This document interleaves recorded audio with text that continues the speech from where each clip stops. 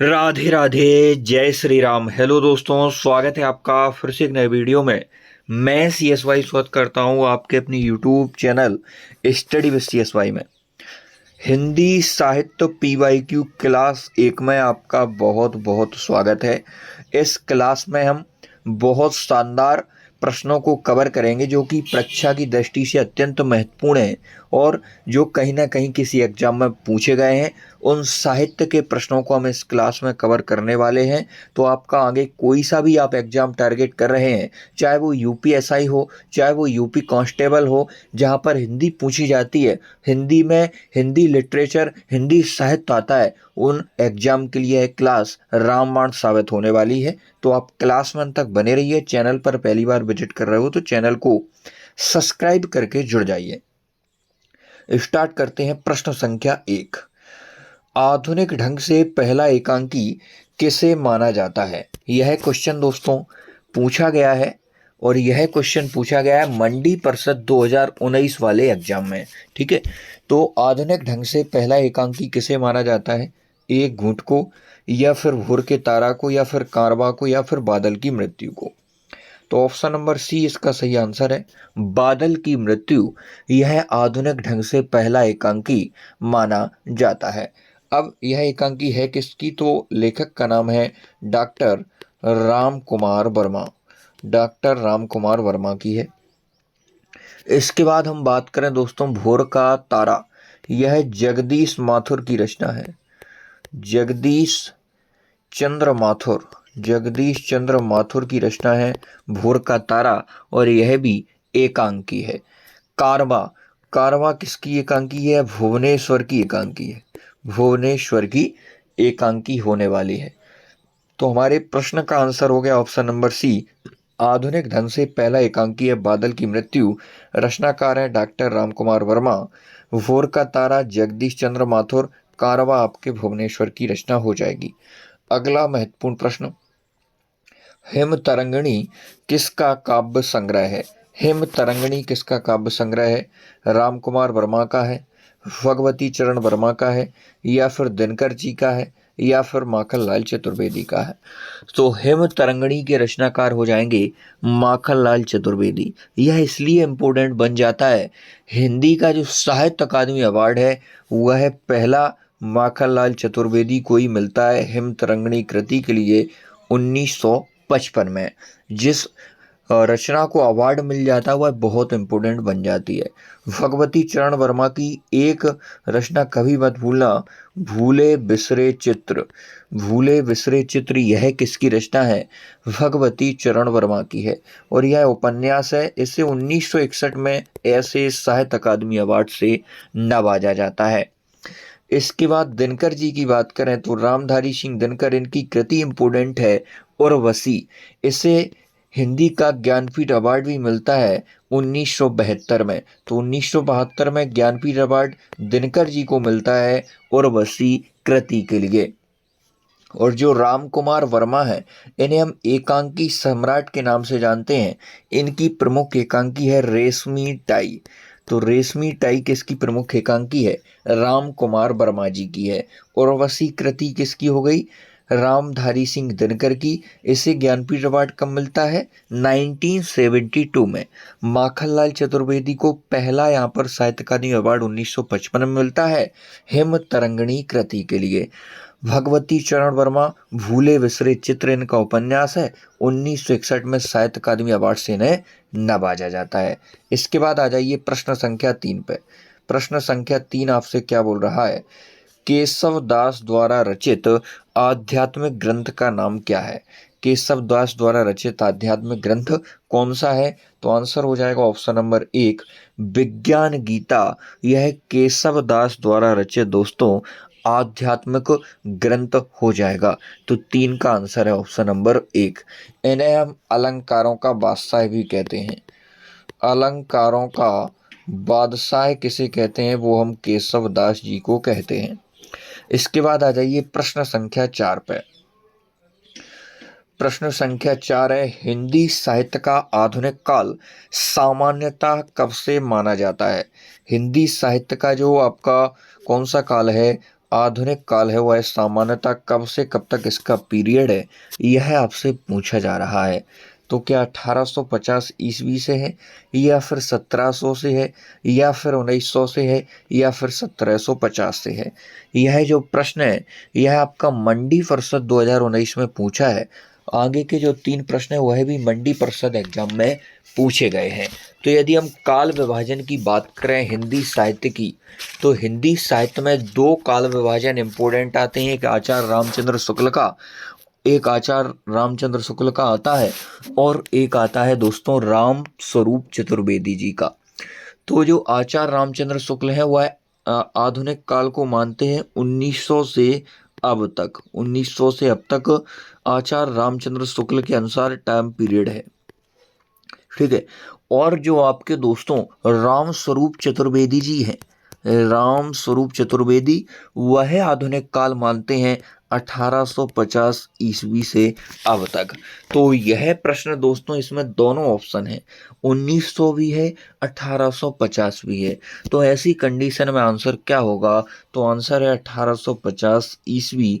यह राम स्वरूप चतुर्वेदी के अनुसार बोर्ड ने आंसर माना है। मंडी परिषद 2019 का पूछा गया प्रश्न है। इसके बाद आ जाइए प्रश्न संख्या 5 पे।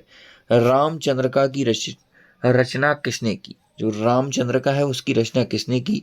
केशव ने की, या फिर सेनापति ने की, या फिर सुंदर ने की, या फिर मोहनलाल मिश्र ने की। बताइए रामचंद्रिका के रचनाकार कौन हो जाएंगे? तो केशव इसके रचनाकार हैं, केशव दास ने है रामचंद्रिका की रचना की। इससे पहले वाले प्रश्न में हमने इनके बारे में पढ़ा, क्या पढ़ा था कि विज्ञान गीता इनका आध्यात्मिक ग्रंथ है। सुंदर की एक रचना इंपोर्टेंट आप याद रखेंगे, ज्ञान समुद्र। ज्ञान समुद्र रचना किसकी हो जाएगी? यह आपकी सुंदर की हो जाएगी। इसके बाद हम बात करें सेनापति जी की, तो कवित्त रत्नाकर इनकी इंपोर्टेंट रचना है। कवित्त रत्नाकर किसकी रचना है? यह सेनापति की है। ठीक है। आ जाइए अगले महत्वपूर्ण प्रश्न पर, प्रश्न संख्या 6। सीता वनवास से संबंधित एक काव्य रचना कौन सी है? सीता वनवास से संबंधित एक काव्य रचना कौन सी है? वह आपको दोस्तों यहाँ पे बताना है कि सीता वनवास से संबंधित काव्य रचना प्रवाद पर्व है, या फिर महाप्रस्थान है, या संशय की रात है, या फिर सबरी है। यह क्वेश्चन भी दोस्तों मंडी परिषद 2019 वाले एग्जाम में पूछा गया है। तो सीता वनवास से संबंधित काव्य रचना है प्रवाद पर्व। ऑप्शन नंबर 1 की ओर आप चले जाएंगे। प्रश्न संख्या 7, ज्ञानदीप किसकी रचना है? यह क्वेश्चन भी मंडी परिषद एग्जाम में पूछा गया। भूषण की है, शेख नबी, रहीम या ब्रंद की है? तो ज्ञानदीप रचना दोस्तों शेख नबी की है, 7 का हो जाएगा सी। इसके बाद इसकी भाषा पूछी गई थी यूपीएसआई एग्जाम में कि ज्ञानदीप की भाषा कौन सी है, कौन सी भाषा में लिखा गया है? तो ज्ञानदीप की भाषा है अवधी भाषा में यह दोस्तों लिखा गया है। प्रश्न संख्या 8, जयशंकर प्रसाद जी की पहली कहानी कौन थी? जो जयशंकर प्रसाद जी हैं उनकी पहली कहानी आपसे पूछ रहा है। जो 4 ऑप्शन में लिखी हैं, चारों कहानियां जयशंकर प्रसाद की हैं। गिराम भी है, गुंडा भी है, सालवती भी है, और महुआ भी है। यह रचनाएं जयशंकर प्रसाद जी की हैं। और जयशंकर प्रसाद छायावाद के 4 स्तंभों में से एक प्रमुख कवि हैं। यह छायावादी कवि है। लेकिन यहाँ पर उसने कंडीशन लगा दी कि कहानी तो पूछ रहा हूँ लेकिन पहली कहानी पूछी जा रही है। तो पहली कहानी है आपकी गिराम। यहाँ पर पहली पूछ लिया एग्जाम में, मंडी परिषद 2019 में भी आया, 2017 में भी यह क्वेश्चन पूछा गया। तो आपसे अंतिम भी पूछी जा सकती है। अंतिम कहानी ऑप्शन नंबर बी में लिखी है। अंतिम कहानी है जयशंकर प्रसाद जी की सालवती। गिराम पहली कहानी है। इसके बाद आ जाइए दोस्तों अगले महत्वपूर्ण प्रश्न पर, श्री रामचरितमानस की रचना किस कवि ने की? तो ये तो सबको पता होगा, तुलसीदास जी ने की है श्री रामचरितमानस की रचना। किस भाषा में? अवधी भाषा में इन्होंने यह रचना की। कितने कांड हैं? 7 कांड इसमें होने वाले हैं। सूरदास की रचनाओं की बात करें तो सूर सागर इनकी प्रमुख रचना है। सूर सागर, सूर सारावली, सूर सारावली इनकी प्रमुख रचना है। साहित्य लहरी है, और भ्रमर गीत, भ्रमर गीत भी इनकी प्रमुख रचना होने वाली है। कबीरदास बीजक इनकी प्रमुख रचना है, जो कि 3 रचनाओं का संकलन है, साकी सबद रमैनी का। इसके बाद आ जाइए अगले महत्वपूर्ण प्रश्न पर, प्रश्न संख्या 10। प्रश्न संख्या 10 यह है दोस्तों कनिष्ठ सहायक में पूछा और यूपी पुलिस में आया है 2018 में। यूपी पुलिस 2018 में पूछा, कनिष्ठ सहायक में पूछा, लोअर सेकंड परीक्षा 2018 में पूछा।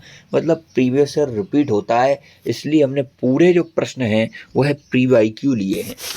गोदान का लेखक चतुरसेन, प्रेमचंद, महादेवी वर्मा, रागे राघव। तो प्रेमचंद जिन्हें हम उपन्यास सम्राट के नाम से भी जानते हैं, जिनका मूल नाम धनपत राय श्रीवास्तव था, वह इसके लेखक हैं। 10 का आंसर हो जाएगा option number C. Mahadevi Verma की बात करें तो इनकी प्रमुख रचना कौन सी है? अतीत के चलचित्र। अतीत के चलचित्र इनका प्रमुख रेखा चित्र है और इन्हें हम आधुनिक युग की मीरा के नाम से भी जानते हैं। प्रश्न संख्या 11, निम्नलिखित में से कौन सी लक्षणा की विशेषता है? लक्षणा की विशेषता कौन सी है?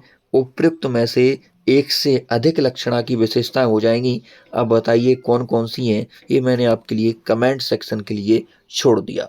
इसके बाद आ जाइए प्रश्न संख्या 12, वक्रोक्तिवाद के प्रतिपादक आचार्य कौन है?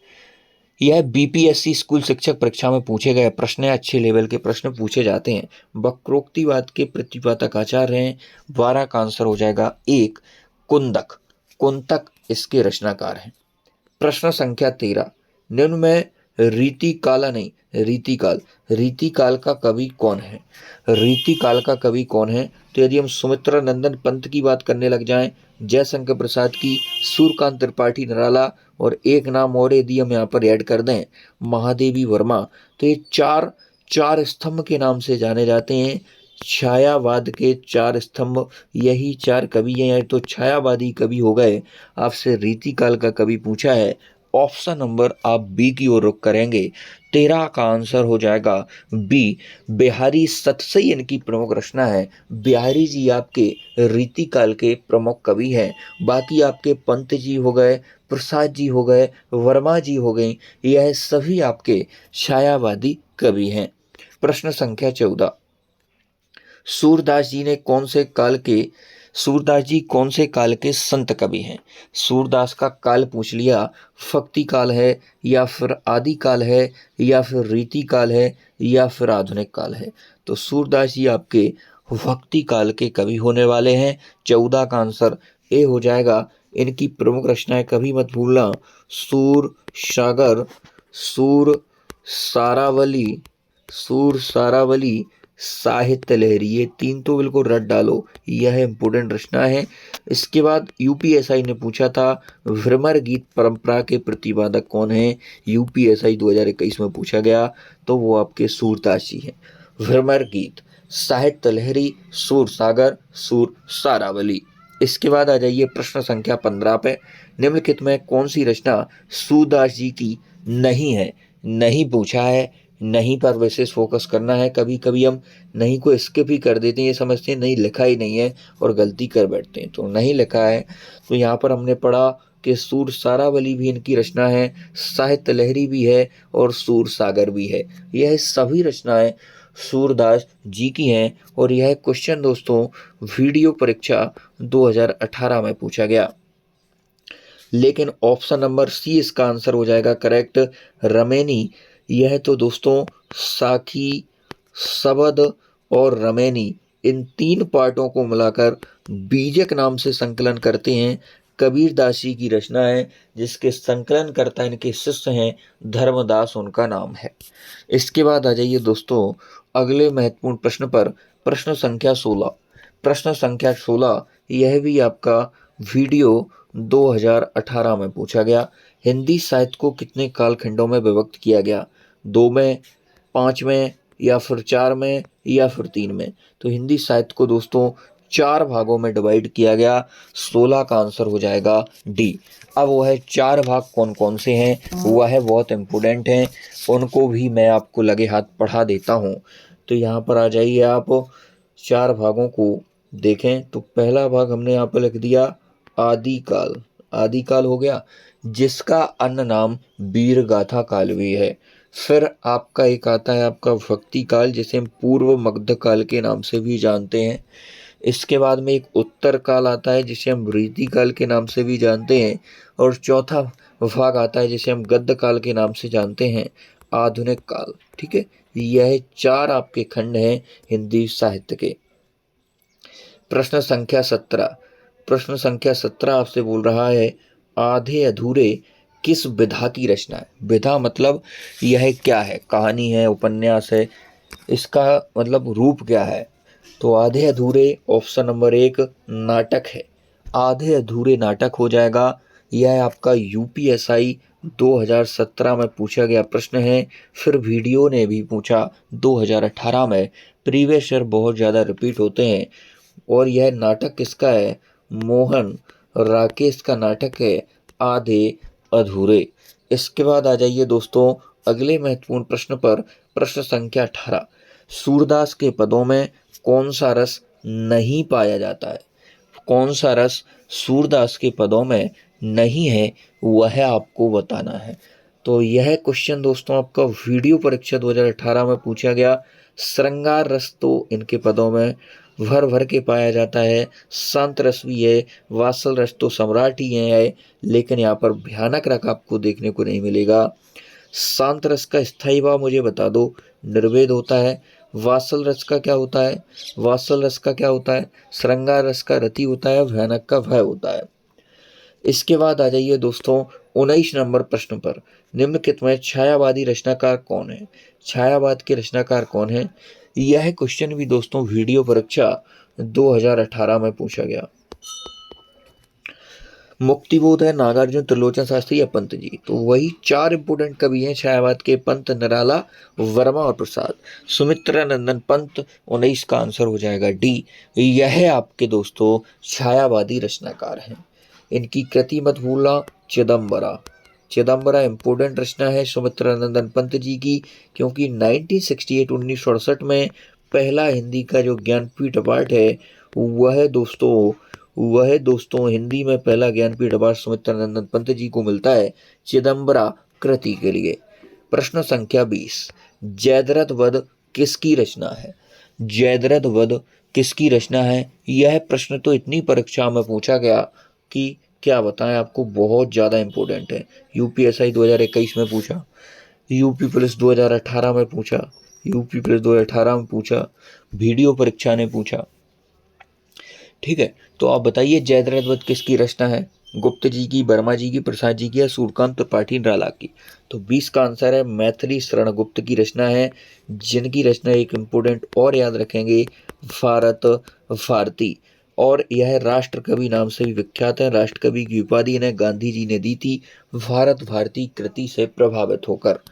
इसके बाद आ जाइए अगले महत्वपूर्ण प्रश्न पर। उसने कहा था, पहले तो उसने कहा था यह क्या है, कहानी है, यही प्रश्न बन जाता है कि उसने कहा था किस विधा की रचना है। तो यह दोस्तों कहानी हो जाएगी। इसके लेखक आपसे पूछा है, और यह भी आपका दोस्तों यूपीएसआई 2021 में पूछा गया प्रश्न है, वीडियो परीक्षा में भी पूछा गया क्वेश्चन यह होने वाला है। तो 21 का आंसर क्या हो जाएगा, उसने कहा था यह कहानी है चंद्रधर शर्मा गुलेरी की। यह कहानी किसकी है, गुलेरी जी की है, चंद्रधर शर्मा गुलेरी उसने कहा था। प्रेमचंद की कहानी की बात करें, यूपी पुलिस में पूछी गई, मानसरोवर किसकी कहानियों का संग्रह है। तो ये प्रेमचंद जी की है। यहाँ पर ईदगाह भी इनकी इंपोर्टेंट कहानी है, बूढ़ी काकी भी इनकी कहानी है। इसके बाद आ जाइए प्रश्न संख्या 22 पे, उर्वशी किसका काव्य है।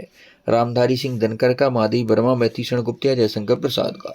किसका काव्य है उर्वशी, यह आपको बताना है। यह भी वीडियो 2018 में पूछा गया प्रश्न है। तो यह रामधारी सिंह दिनकर की रचना है, और उसे ज्ञानपीठ अवार्ड 1972 में ज्ञानपीठ अवार्ड दोस्तों किसे मिलता है, रामधारी सिंह दिनकर को।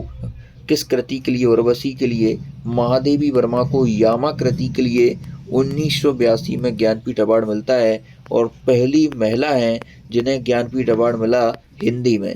हिंदी में पहली महिला ज्ञानपीठ अवार्ड प्राप्त करता महादेवी वर्मा, यामा कृति 1982। पंजाब में हिंदी का प्रचार प्रसार किसने किया था, यह भी आपका वन रक्षक 2018 में पूछा गया प्रश्न है। आंसर इसका आप बता दीजिए। श्रद्धाराम फिल्लोरी ने पंजाब में दोस्तों हिंदी का प्रचार प्रसार किया था। इसके बाद आ जाइए 24 पर।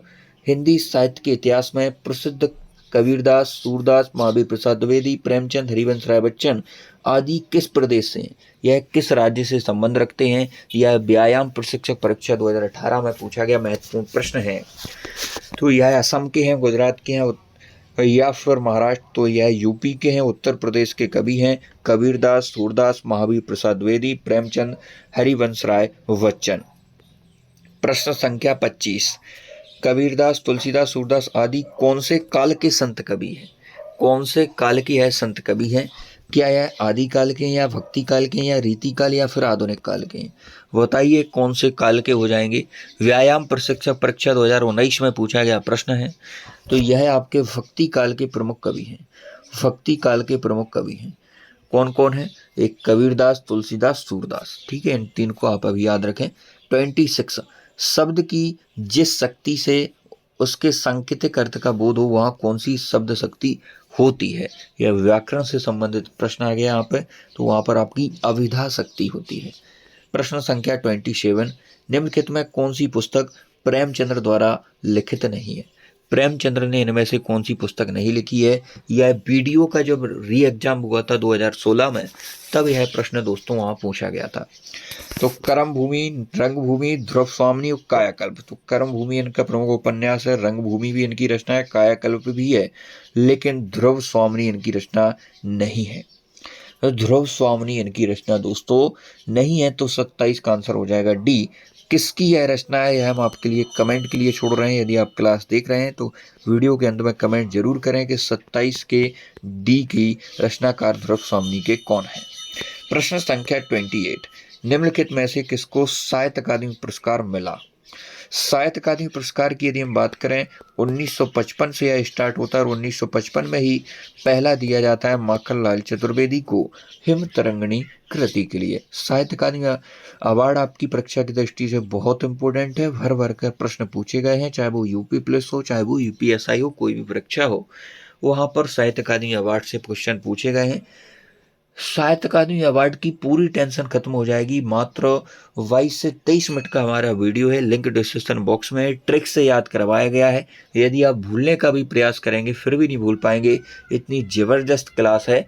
लिंक डिस्क्रिप्शन बॉक्स में उस क्लास को लेने के बाद ज़रूर देखें।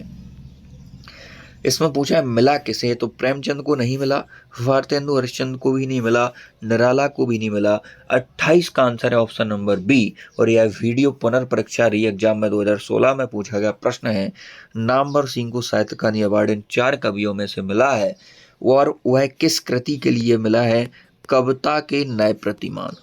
कविता के नए प्रतिमान के लिए नामवर सिंह को साहित्य अकादमी अवार्ड मिलता है 1971 में, 1971। इसके बाद आ जाइए प्रश्न संख्या 29। ज्ञानपीठ पुरस्कार किस भाषा से संबंधित है? जो ज्ञानपीठ अवार्ड है वह किस भाषा से संबंधित होने वाला है वह आपको यहाँ पर बताना है। यह भी वीडियो में पूछा गया है।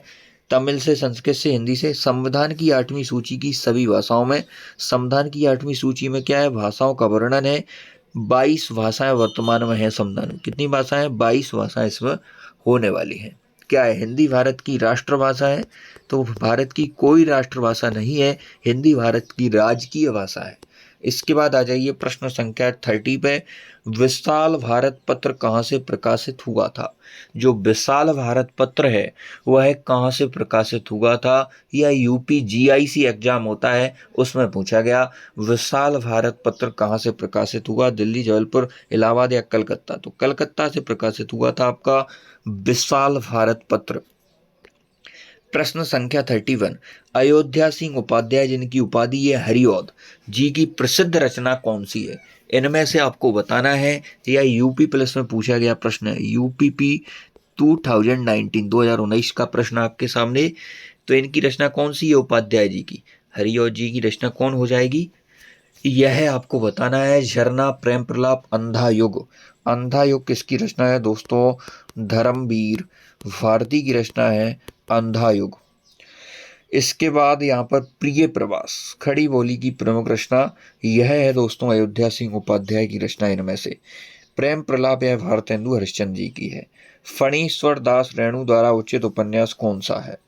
फणीश्वर दास रेणु द्वारा उपन्यास कौन सा लिखा गया है वो आपसे पूछ रहा है। यूपी पुलिस 2019 में पूछा गया प्रश्न है। मैलांचल, मृगनयनी, मुद्रा राक्षस या मधुशाला? मधुशाला, मधुबाला, मधु कलश हमारे बच्चन जी ने लिखी है। हरिवंश राय बच्चन की रचना है मधु नाम से। मधुशाला, मधुबाला, मधु कलश और निशान आमंत्रण भी, प्रणय पत्रिका भी इनकी प्रमुख रचनाएं हो जाएंगी। हरिवंश राय बच्चन को पहला सरस्वती सम्मान भी दिया जाता है दोस्तों। तो यहाँ पर मैला आंचल यह फणीश्वर दास रेणु द्वारा रचित उपन्यास है। मुद्रा राक्षस के रचनाकार कौन है? तो विशाख दत्त। विशाख दत्त यह मुद्रा राक्षस के प्रमुख रचनाकार हैं। इसके बाद आ जाइए दोस्तों अगले महत्वपूर्ण प्रश्न पर।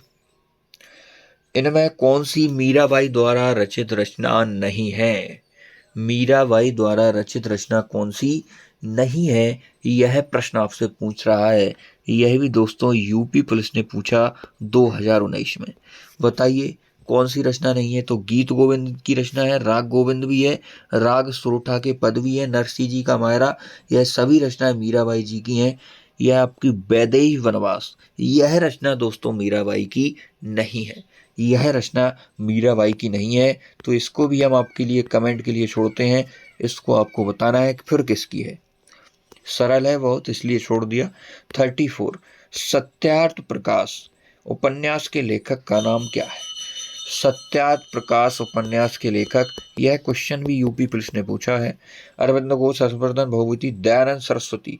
सत्यार्थ प्रकाश जो उपन्यास है उसके लेखक हैं 34 का आंसर हो गया ऑप्शन नंबर ए। कितने पाकिस्तान किस विधा की रचना है? उपन्यास है। कितने पाकिस्तान उपन्यास के लेखक कौन है? कमलेश्वर अज्ञे, शिवपूजन शाह या मधु कंकरिया? कौन इसके रचनाकार हो जाएंगे? यह आपका पीजी प्रवेश परीक्षा होती है उसमें पूछा गया प्रश्न है। तो कमलेश्वर 35 का आंसर हो जाएगा ऑप्शन नंबर बी। कमलेश्वर कितने पाकिस्तान उपन्यास के रचनाकार हैं और इन्हें साहित्य अकादमी अवार्ड इसके लिए मिलता है 2003 में। साहित्य अकादमी अवार्ड कितने पाकिस्तान उपन्यास कमलेश्वर जी को मिलता है। प्रश्न संख्या 36 इनमें कौन सी गजानन माधव मुक्तिबोध जी द्वारा रचित रचना नहीं है? गजानन माधव मुक्तिबोध की रचना इनमें से कौन सी नहीं है वह आपको बताना है। चांद का मुंह टेढ़ा है यह रचना है गजानन माधव मुक्तिबोध की। नए साहित्यकार का सौंदर्य शास्त्र भी है, भूरी भूरी खाकदूल भी है, लेकिन ऑप्शन नंबर सी अंधा युग यह धर्मवीर भारती की रचना है। धर्मवीर भारती की रचना है अंधा युग। इसके बाद आ जाइए दोस्तों प्रश्न संख्या 37 पर। रंगभूमि किस प्रसिद्ध लेखक द्वारा रचित उपन्यास है? जो रंगभूमि है वो है किसका उपन्यास है? हरिशंकर प्रसाद, विष्णु शर्मा। विष्णु शर्मा से मुझे याद आ जाती है इनकी पुस्तक पंचतंत्र। धर्मवीर भारती अभी हमने पढ़ा अंधा युग। प्रेमचंद का प्रमुख उपन्यास है रंगभूमि, गोदान, गबन, ये सभी उपन्यास प्रेमचंद के हैं। मंगलसूत्र इनका अधूरा उपन्यास है। प्रश्न संख्या 38 तुलसीदास जी द्वारा रचित प्रसिद्ध महाकाव्य का नाम क्या है? सभी प्रश्न पूछे गए। यह जो प्रश्न 2-3 निकल गए वो यूपी पुलिस ने पूछे हैं 2019 में। यह भी यूपी पुलिस द्वारा पूछा गया 2019 में कि महाकाव्य पूछा है तुलसीदास जी द्वारा रचित महाकाव्य कौन सा हो जाएगा। 38 का आंसर क्या होने वाला है? रामचरितमानस चंद्रप्रसाद रामचंद्र का तो अभी हमने पढ़ा केशव दास जी की रचना है। इसके बाद अखरावट और आखिरी कलाम इस प्रकार की रचना जायसी जी ने लिखी है। मलिक मोहम्मद जायसी, पद्मावत इनकी प्रमुख रचना है। यहाँ पर रामचरितमानस इनका प्रमुख महाकाव्य हो जाएगा जिसमें 7 कांड हैं। वाल कांड से स्टार्ट होकर उत्तर कांड इसका अंतिम कांड हो जाता है। प्रश्न संख्या 39 सार सुधा निधि पत्र के संपादक कौन थे? सार सुधा निधि पत्र के संपादक कौन थे? जीआईसी एग्जाम होता है करके यूपी में उसमें पूछा गया। सार सुधा जो पत्र है उसके संपादक दुर्गा प्रसाद मिश्र, रामदास सिंह, बख्तियार सिंह। ऑप्शन नंबर 1 पंडित सदानंद मिश्र यह इसका आंसर है। सार सुधा निधि पत्र के संपादक थे। प्रश्न संख्या 40 परिंदे कहानी निम्न में किस कथाकार की है? परिंदे कहानी किसकी है आपसे पूछ रहा है। भीष्म, सायनी, इनका ही एक रचना उपन्यास इंपोर्टेंट है। तमस उपन्यास किसका है? भीष्म सायनी का है। मुक्तिबोध बहादुर शाह जफर निर्मल वर्मा की कहानी है। 40 का आंसर सी, परिंदे। इसके बाद आ जाइए दोस्तों 41। राजा राम मोहन राय द्वारा पत्र बंगदूत सर्वप्रथम किस सन में प्रकाशित हुआ? तो पहला प्रश्न यही बन जाता है, बंगदूत पत्र है उसके प्रकाशक कौन है? राजा राम मोहन राय है।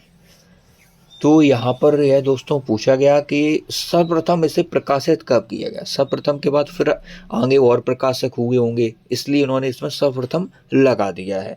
तो 41 का आंसर है 1829 में इन्होंने बंगदूत पत्र सर्वप्रथम राजा राम मोहन द्वारा प्रकाशित किया गया। इसके बाद आ जाइए प्रश्न संख्या 42। बीजक किसकी रचनाओं का संग्रह है? सूरदास, तुलसीदास, जयसी या कबीर? तो कबीरदास की 3 रचनाएं, एक आपकी हो गई साखी, एक हो गया आपका शबद, एक हो गया आपका रमैनी। इन 3 रचनाओं का संकलन दोस्तों इनके शिष्य थे धर्मदास के द्वारा किया गया बीजक नाम से। इसके बाद आ जाइए दोस्तों 43। तुलसीदास द्वारा रचित रामचरितमानस में कितने कांड हैं?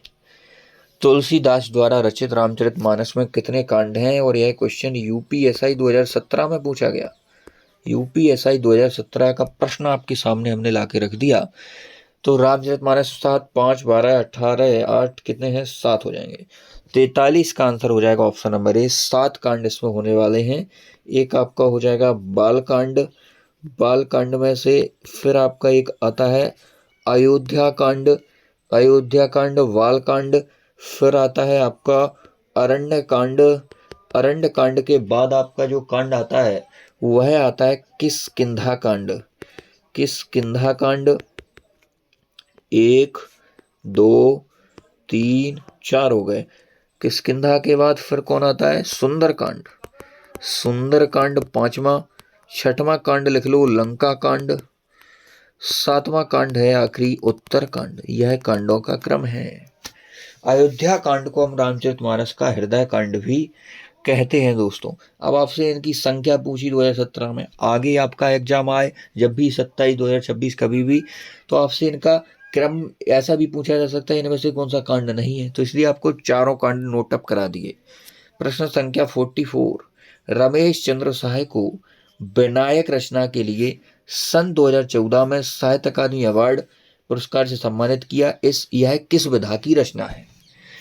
44 नंबर। यह भी आपका यूपीएसआई ने पूछा 2017 में, और यूपीएसआई तो पूछ ही रहा था इसको, फिर जेल वार्डर वालों ने भी इसे पूछ लिया, फायरमैन परीक्षा जो होती है 2020 में। तो सबसे पहले प्रश्न कहाँ से बनेंगे? विनायक। सबसे पहले इनके रचनाकार कौन है? रमेश चंद्र साय। विनायक के रचनाकार रमेश चंद्र साय। साहित्य अकादमी अवार्ड कब मिलता है? 2014 में मिलता है। यह 2-3 बातें इंपॉर्टेंट है। अब आ जाइए विधा। तो विधा यह उपन्यास है। 44 का आंसर हो जाएगा option number B. Ramesh Chandra Sai का उपन्यास विनायक है, इसे साहित्य अकादमी अवार्ड 2014 में मिलता है। इसके बाद आ जाइए दोस्तों प्रश्न संख्या 45 पर। महज 33 मिनट अभी कंप्लीट हुए हैं और हम 45 नंबर प्रश्न पर पहुंच चुके हैं। और ऐसा नहीं कि बहुत फुर्ती में, बिल्कुल एक एक प्रश्न को बारीकी से समझते हुए। बसाएं पंख बोलाएं बहुभाका, कराएं उल्लास देख के साका, प्रस्तुत पंक्ति के रचयिता कौन है? इस पंक्ति के रचयिताकार आपसे पूछा है। पंक्तियां बहुत पूछी गई थी यूपीएसआई में। यह हाईकोर्ट एआरओ 2016 का प्रश्न है हूबहू। जायसी जी की पंक्ति है दोस्तों, बसाएं पंख बोलाएं बहुभाका, कराएं हुलास देख के साखा। 46 नंबर प्रश्न। निम्नलिखित में से रचनाकार और उनकी रचना के अनुसार कौन सा युग्म गलत है? गलत पूछा है। कौन सा युग्म गलत है? बाणभट्ट की रचना कादम्बरी है, वात्स्यायन की कामसूत्र है, मुंशी प्रेमचंद की गोदान है। ये तीनों आपके सही है, लेकिन गलत पूछा है। तो पहले तो इन्हीं को याद कर लें। बाणभट्ट के रचनाकार कौन है? बाणभट्ट की कादम्बरी रचनाकार कौन है? बाणभट्ट है। कामसूत्र वात्स्यायन की। मुंशी प्रेमचंद का गोदान उपन्यास है। जयशंकर प्रसाद की लोकायतन रचना नहीं है। आंसर हो गया 46 का बी। और यह यूपी पैट में पूछा गया 2023 में। पैट जो एग्जाम होता है उसमें पूछा गया 2023 में यह क्वेश्चन। तो लोकायतन फिर किसकी कृति है? इनकी नहीं है, तो यह दोस्तों पंत जी की रचना है। किसकी रचना है दोस्तों? यह पंत जी की रचना होने वाली है। कौन सी? लोकायतन। लोकायतन सुमित्रा नंदन पंत की है और यह इसलिए इम्पोर्टेंट है, एक पुरस्कार इन्हें मिला है, सोवियत लैंड नेहरू पुरस्कार। सोवियत लैंड नेहरू अवार्ड किस रचना को पहली बार दिया गया? लोकायतन को दिया गया, जो कि सुमित्रा नंदन पंत की रचना। जयशंकर प्रसाद या छायावाद के प्रमुख कवि होने वाले हैं। कामायनी इनकी प्रमुख रचना है, कामायनी। ठीक है, जिसमें 17 सर्ग हैं, या यूपीएसआई ने पूछा कितने सर्ग हैं, 17 हैं कि 15? आप हमें क्लियर करके बताएंगे कि कामायनी में कितने सर्ग हैं। मुझे जहाँ तक याद आ रहा है वह 17 ही आ रहा है दोस्तों। तो कामायनी में कितने सर्ग हैं, यह यूपीएसआई के द्वारा पूछा गया महत्वपूर्ण प्रश्न है। तो इसमें 17 है या फिर 15 है? तो कामायनी में मैं आपको यहीं पर क्लियर कर दूं, क्यों डाउट में रखूं, 15 सर्ग हैं, यूपीएसआई 2023 में पूछा गया। प्रश्न संख्या 47, कौन सी कृति महादेवी वर्मा की है? निहार, कामायनी, साकेत या फिर प्रिय प्रवास? यह हरिवंश जी की है। खड़ी बोली का प्रमुख काव्य है, हरिवंश जी की है खड़ी बोली की प्रमुख रचना। कामायनी जयशंकर प्रसाद, जयशंकर प्रसाद। सर्ग कितने? 15 सर्ग। इसके बाद निहार, यह रचना दोस्तों महादेवी वर्मा जी की है। 47 का आंसर ए हो गया और यूपी पुलिस में पूछा गया 2018 में प्रश्न है। प्रश्न संख्या 48, अतीत के चलचित्र किसकी रचना है? अतीत के चलचित्र, पहले तो बात करें, यह रेखा चित्र है। इसकी विधा क्या है? इसकी विधा है अतीत के चलचित्र की दोस्तों, यह रेखा चित्र होने वाला है। इसके बाद दोस्तों यह किसकी रचना है? तो यह आपकी महादेवी वर्मा जी की रचना है। ऑप्शन नंबर सी की ओर आप रुख करेंगे। इसके बाद सियाराम शरण गुप्त लिखे हैं, तो नकुल, पाथेय, नकुल हो गया, पाथेय हो गया, विषाद। यह 3 रचनाएं इंपोर्टेंट हैं इनकी। नकुल, पाथेय, विषाद सियाराम शरण गुप्त की रचनाएं होने वाली हैं। जूही की कला, निराली जी की कविता है। जूही की कला प्रमुख रचना है। जूही की कला, जूही की कला के रचनाकार कौन है? निराला जी हैं। इसके बाद रश्मि नीरजा, रश्मि नीरजा, यामा, दीपशिखा, यह प्रमुख रचना महादेवी वर्मा जी की है। इसके बाद आ जाइए दोस्तों अगले महत्वपूर्ण प्रश्न पर। 49, कुंवर नारायण की कृति, किस कृति पर व्यास सम्मान इन्हें प्राप्त हुआ? यह यूपीएसआई 2021 में पूछा गया प्रश्न है कि कुंवर नारायण को दोस्तों जो व्यास सम्मान है वह किस कृति के लिए मिला? कोई दूसरा नहीं, कविता के माने या आकारों के आसपास या चक्रव्यूह। बताइए दोस्तों क्या इसका आंसर होने वाला है इसमें से? इनमें से दोस्तों एक भी ऑप्शन सही नहीं है, एक भी ऑप्शन सही नहीं है। और यह बोर्ड के द्वारा पूछा गया गलत प्रश्न था यूपीएसआई 2021 में, क्योंकि जो उन्हें व्यास सम्मान मिलता है वह आत्मजयी रचना के लिए मिलता है। आत्मजयी कृति के लिए 1995 में दोस्तों व्यास सम्मान मिलता है। इसे हमने बहुत अच्छे से याद है, जो हमारी व्यास सम्मान की ट्रिक वाली वीडियो है उसमें ऐसे याद करवाया था कि बिल्कुल जो आत्मा का प्रिय है, आत्मजयी मेरा तो यही जई है, मेरा तो यही पुत्र है, कुंवर मेरा यही है, इस प्रकार से हमने रिलेट करवा के व्यास सम्मान वाली वीडियो में कराया है। उत्तर प्रदेश पुलिस भर्ती बोर्ड ने जब इस प्रश्न का सही उत्तर विकल्प ए को माना था उस समय पर, क्योंकि भर्ती बोर्ड तो आंखों पर पट्टी रखे हुए है, अभी भी एग्जाम हुए 2026 में, चाहे वो यूपी पुलिस का हो, उसमें भी बहुत ज़्यादा त्रुटियां हैं और बोर्ड उसे मान ही नहीं रहा। तो कोई दूसरा नहीं, इसको व्यास सम्मान नहीं मिलता है। हम आपको क्लियर करें, इसे 1995 में साहित्य अकादमी अवार्ड मिलता है। 1995 में साहित्य अकादमी अवार्ड कोई दूसरा नहीं, काव्य के लिए कुंवर नारायण को मिलता है। यहाँ पर आंसर है आपका आत्मजयी। 1995 में ही व्यास सम्मान मिलता है, लेकिन कृति थी आत्मजयी, जो कि ऑप्शन में नहीं है। All that clear? क्लियर नहीं हुआ हो तो थोड़ा सा वीडियो को पीछे करें, आपको पूरा क्लियर हो जाएगा। 50 नंबर प्रश्न, देवदास उपन्यास 3 बार फिल्म बन चुकी उपन्यासकार का क्या नाम है? जो देवदास पहले तो क्या है, उपन्यास है, कितनी बार फिल्म बन गई? 3 बार। उपन्यासकार का नाम पूछा है दोस्तों इसमें, बताइए 50 का आंसर क्या है? प्रेमचंद जी, धर्मवीर भारती, रामचंद्र शुक्ल जी या फिर आपके शरद चंद्र चट्टोपाध्याय? तो आंसर है आपका ऑप्शन नंबर सी, शरद चंद्र चट्टोपाध्याय।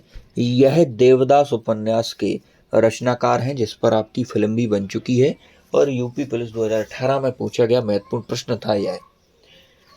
इसके बाद आ जाइए दोस्तों 51 नंबर प्रश्न पर। निम्नलिखित कवियों में से गांधी जी ने किस कवि को राष्ट्र कवि का सम्मान दिया? हमने पिछले ऑप्शनों के जो एक्सप्लेनेशन में इसे बहुत अच्छे तरीके से क्लियर किया है। तो हम बात करें जयशंकर प्रसाद, महादेव वर्मा, सुमित्रानंद पंत, मैथिलीशरण गुप्त। तो महादेव वर्मा को हम आधुनिक युग की मीरा के नाम से जानते हैं, लेकिन यहाँ पर राष्ट्र कवि की बात करें तो ऑप्शन नंबर डी की ओर आप रुख करेंगे, मैथिली शरण गुप्त 51 का आंसर है। और यह क्वेश्चन भी यूपी पुलिस में पूछा गया। जो गांधी जी हैं उन्होंने इन्हें राष्ट्र कवि की उपाधि से सम्मानित किया था। इनकी कृति से बहुत प्रभावित हो गए थे। वह कृति का नाम है भारत भारती। इस कृति से प्रभावित होकर गांधी जी ने राष्ट्र कवि कहा। तो भारत भारती रचना किसकी है? यह दोस्तों मैथिलीशरण गुप्त की है। साकेत मैथिलीशरण गुप्त की है। जय भारत, यह यूपीएसआई में पूछा गया है, जय भारत गीत के रचनाकार कौन है? गुप्त जी है।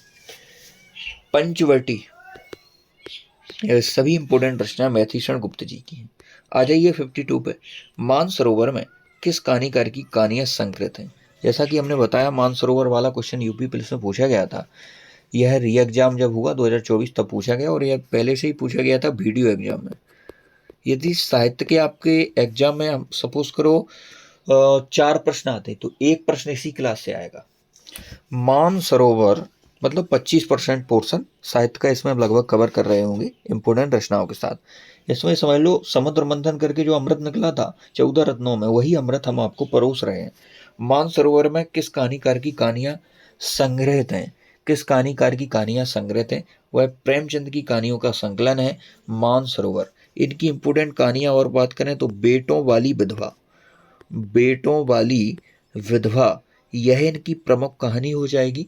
इसके बाद दोस्तों ईदगाह नमक का दरोगा, नमक का दरोगा, दरोगा की सही वर्तनी यह है, दारोगा होता है, दरोगा गलत होता है, दरोगा। इसके बाद ईदगाह इनकी कहानी है। क्रिकेट मैच भी इनकी कहानी है। और इनकी और इम्पोर्टेंट कहानी की बात करें तो और इनकी बूढ़ी काकी इनकी इम्पोर्टेंट कहानी है। ईदगाह हो गया, बेटों वाली विधवा हो गई, नमक का दरोगा हो गया। यह सभी इम्पोर्टेंट कहानियां दोस्तों प्रेमचंद्र जी की हैं और मानसरोवर इनकी कहानियों का संकलन है। हरिशंकर परसाई की बात करें तो भोला राम का जीव, भोला राम का जीव यह किसकी रचना है? यह परसाई जी की रचना है। इसके बाद हम बात करें जयशंकर प्रसाद की, तो जयशंकर प्रसाद की ममता याद रख लेना, ममता रचना जयशंकर प्रसाद जी की है। नूरी मधुआ ममता यह रचनाएं जयशंकर प्रसाद जी की हैं। बादलों के घेरे है कृष्णा सोबती की रचना है। बादलों के घेरे, जिंदगी नामा इनकी प्रमुख रचना है, जिंदगी नामा, ठीक है। यारों के यार इनकी रचना है, लामा इनकी रचना है। इसके बाद आ जाइए प्रश्न संख्या 53। कौन सी कहानी प्रेमचंद्र की नहीं है? प्रेमचंद्र एक ऐसा व्यक्ति है जो आपके एग्जाम की दृष्टि से बहुत इंपॉर्टेंट है कवियों में। वीडियो 2023 में पूछा गया प्रश्न, प्रेमचंद की कहानी कौन नहीं है? तो बड़े भाई साहब इनकी प्रमुख कहानी है। ईदगाह है। परीक्षा भी इनकी इंपोर्टेंट कहानी है, परीक्षा। झूठा सच यह इनकी कहानी नहीं है। अब प्रश्न उठता है कि किसकी कहानी है फिर? तो पहले तो इसकी विधा की बात करें या उपन्यास है, और यशपाल का उपन्यास है। यशपाल इसकी रचना, यशपाल झूठा सच उपन्यास। प्रश्न संख्या 54। घुमक्कड़ शास्त्र की रचना किसने की? घुमक्कड़ शास्त्र की रचना किसने की? वीडियो 2023 और यूपीएसआई 2021 में पूछा गया। घुमक्कड़ शास्त्र की रचना किसने की? बताइए चंगन का आंसर क्या हो जाएगा? तो चंगन का आंसर दोस्तों option number A, Rahul Sankrityayan की रचना है घुमक्कड़ शास्त्र। इसके बाद आ जाइए 55। निम्नलिखित में कौन सी कहानी प्रेमचंद द्वारा रचित नहीं है? ईदगाह है, पूस की रात है, दो बैलों की कथा है, लेकिन ताई यह विशंबर नाथ शर्मा कौशिक की कहानी है, कौशिक जी की, कौशिक की कहानी है ताई। पूस की रात इनकी, ईदगाह दो बैलों की कथा है। राहुल सांकृत्यायन ने लेखन के लिए निम्नलिखित में से किस विधा को विशेष रूप से पसंद किया है? यह प्रश्न वीडियो 2023 का पूछा गया है। कविता को, संस्मरण को, यात्रा वृत्त को या निबंध को? किसको पसंद किया है? तो यात्रा वृत्तांत इन्होंने ज्यादा लिखे हैं, यात्रा वृत्त। 57, संकलन त्रय की नाट्य अनुमति नहीं है। संकलय त्रय की नाट्य अनुमति नहीं है, तो उपयुक्त में से एक से अधिक इसका आंसर हो जाएगा, जो कि बीपीएससी स्कूल शिक्षक परीक्षा 2023 में पूछा गया है। कलम के जादूगर किसे कहा गया है? कलम के जादूगर किसे कहा गया है? यह पैट 2023 में पूछा, पैट 2023 वाले एग्जाम में पूछा गया, कलम का जादूगर किसे कहा गया? तो कलम का जादूगर 58 का आंसर क्या हो जाएगा? 58 का आंसर है option number D, Munshi Premchand को कलम का जादूगर कहा जाता है। यह बोर्ड ने माना है दोस्तों, मुंशी प्रेमचंद। इसके बाद आ जाइए दोस्तों अगले महत्वपूर्ण प्रश्न की। यदि हम बात करें कलम के जादूगर पे, मुझे लग रहा है कि एक व्यक्ति और हैं जिन्हें हम कलम के जादूगर के नाम से जानते हैं। यदि आप अपने दिमाग में टच कर पा रहे होंगे तो सही है कि आपको यदि रिकॉल हो रहा होगा। हमारी जो 30 क्लासेस डली हैं उनमें हमने बताया था इस प्रश्न को, इसलिए उन 30 क्लासेस को आप अवश्य लें। हिंदी साहित्य पे यदि आपको और अच्छी पकड़ बनानी है तो उन क्लासेस को मिस ना करें, उन क्लासेस को ज़रूर देखें। हम लिंक डिस्क्रिप्शन बॉक्स में आपको लगा देंगे उन 30 क्लासेस की। उनमें हमने बड़े अच्छे तरीके से क्लियर भी किया था दोस्तों कि कलम के जादूगर के बारे में, क्योंकि जहाँ तक मुझे याद आ रहा है प्रेमचंद को तो हम कहते ही हैं कलम का मजदूर, कलम का सिपाही भी इनका एक नाम है प्रेमचंद्र जी का। और यहाँ पर इस बोर्ड ने माना कलम का जादूगर इन्हें भी कहते हैं। लेकिन यहाँ पर यूपीएसआई ने पूछा, तो यूपीएसआई ने पूछा था तो वहाँ पर आंसर माना गया कलम का जादूगर रामवृक्ष बेनीपुरी को। तो रामवृक्ष बेनीपुरी को भी कलम का जादूगर कहते हैं। लेकिन यहाँ पर जो पेट 2023 में मुंशी प्रेमचंद आंसर दिया गया था 58 का डी। इसके बाद आ जाइए दोस्तों 59 नंबर प्रश्न पर। निम्नलिखित में से किस कवि की काव्य भाषा ब्रज नहीं है? ब्रज भाषा किस कवि की नहीं है वह आपसे पूछ रहा है। तो मैथिली शरण गुप्त की ब्रज भाषा नहीं है। 59 का आंसर हो जाएगा डी। 59 का आंसर क्या हो जाएगा? डी हो जाएगा, मैथिली शरण गुप्त। सी डी नहीं, सी, वही तो मैं कहूँ। 59 का आंसर सी, वीडियो 2023 में पूछा गया प्रश्न है। प्रश्न संख्या 60, प्रश्न संख्या 60, कवि भूषण किस काल के कवि हैं? भक्ति काल के हैं, रीति काल के, आधुनिक काल के? बताइए किस काल के कवि हैं कवि भूषण? वीडियो 2023 का प्रश्न है। यह रीति काल के प्रमुख कवि है कवि भूषण। इसके बाद आ जाइए दोस्तों प्रश्न संख्या 61 पर, कबीरदास की भाषा कौन सी है? ब्रज है, राजस्थानी, पंचमेल, खिचड़ी, अवधी? तो पंचमेल खिचड़ी कबीरदास जी की भाषा है। और यह पंचमेल खिचड़ी इनकी भाषा है, किसने कहा? श्याम सुंदर दास। श्याम सुंदर दास ने कबीरदास जी की भाषा को पंचमेल खिचड़ी कहा। और इन्हें वाणी का डिटेक्टर किसने कहा था? हजारी प्रसाद द्विवेदी ने। तो यह भी वीडियो 2023 का प्रश्न है। 61 का आंसर बी हो जाएगा। प्रश्न संख्या 62, निम्नलिखित में से दोहा किसका है? यह दोहा लिखा है, माला तो कर में फिरे, जीव फिरे मुख माय, मनुआ तो चौं दिस फिरे, यह तो सुमरन नाय। यह किसका कथन है? बड़ी अच्छी बात है, वीडियो 2023 में। तो यह कबीरदास जी बढ़िया कटाक्ष करते थे, अच्छे बोलते थे। कबीरदास जी की प्रमुख रचना बीजक है। साकी शब्द रमैनी इनका संकलन किया था। बीजक नाम ने इनके शिष्य धर्मदास ने। निर्गुण काव्यधारा के जब जो भक्ति काल है वो आगे चलकर दो भागों में बकता है, निर्गुण काव्यधारा और श्रवण काव्यधारा। तो यह निर्गुण काव्यधारा के प्रमुख कवि थे। ठीक है, तो यहाँ पर माला तो कर में फिरे, माला किसमें? कर मतलब होता है हाथ। इसका थोड़ा सा अर्थ भी हम आपको बता देते हैं। कर मतलब होता है हाथ। माला तो कर में फिरे, जीव फिरे मुखमाए, जो जीव है वह फिरे मुखमाए, पूरे मुख में फिर रही है जीव। मनुआ, मनुआ मतलब यहाँ कबीरदास जी मन से लगा रहे हैं। मनुआ तो चौं दिशे, चौं दिशे मतलब चारों दिशाओं में फिरे। यह तो सुमरन है, मतलब आप कर में माला घुमा रहे हैं, माला भगवान का नाम ले रहे हैं, लेकिन जीव फिरे मुखमाए मतलब जीव चारों ओर फिर रही है। इसका मतलब है मन आपका चारों ओर भटक रहा है। यह तो सुमरन, यह किसी प्रकार का सुमरन नहीं है, यह तो आप दिखावा कर रहे हैं, आडंबर कर रहे हैं। आडंबर के प्रबल विरोधी थे हमारे कबीरदास जी। 62 का आंसर हो जाएगा ऑप्शन नंबर ए, वीडियो 2023 का प्रश्न था। 63, विखंडनवाद का सिद्धांत कौन सा सिद्धांत है? विखंडनवाद का सिद्धांत निम्नलिखित में से किसने दिया? प्लेटो ने, देरिदा ने, भारतेंदु हरिश्चंद्र ने या रामचंद्र शुक्ल ने? यह क्वेश्चन भी पूछा गया यूपीएसआई 2021 में। यूपीएसआई 2021 में पूछा गया। 63 का आंसर क्या हो जाएगा? 63 का आंसर हो जाएगा ऑप्शन नंबर डी, देरीदा विखंडनवाद सिद्धांत की इन्होंने दिया था, देरीदा। 64, निम्नलिखित में से अभिनव गुप्त का प्रमुख दार्शनिक मत क्या है? अभिनव गुप्त का प्रमुख दार्शनिक मत क्या है? यूपीएसआई 2021 का प्रश्न है। अब जो भी प्रश्न आगे आने वाले हैं सभी यूपीएसआई 2021 में पूछे गए हैं। 64 का आंसर क्या हो जाएगा? अभिनव गुप्त का प्रमुख दार्शनिक मत है शैव इनका प्रमुख दार्शनिक मत है। इसके बाद आ जाइए 65, कृष्णा सोबती को साहित्य अकादमी पुरस्कार किस कृति पर दिया गया? किस कृति पर इन्हें साहित्य अकादमी अवार्ड मिलता है वह आपको बताना है। 65 का आंसर हो जाएगा ऑप्शन नंबर सी, जिंदगी नामा। जिंदगी नामा के लिए इन्हें दोस्तों साहित्य अकादमी अवार्ड मिलता है 1979। क्या बिल्कुल सही लिखा है यहाँ पे? बताइए, 1979 में ही इन्हें साहित्य अकादमी अवार्ड से नवाजा जाता है। 1979 में नहीं, यह है तो यहाँ पर टाइपिंग एरर समझ लो आप। यहाँ पर यह पूछा गया प्रश्न है यूपीएसआई 2021 में, और यही इसके लगभग ऑप्शन रखे थे वहाँ पे।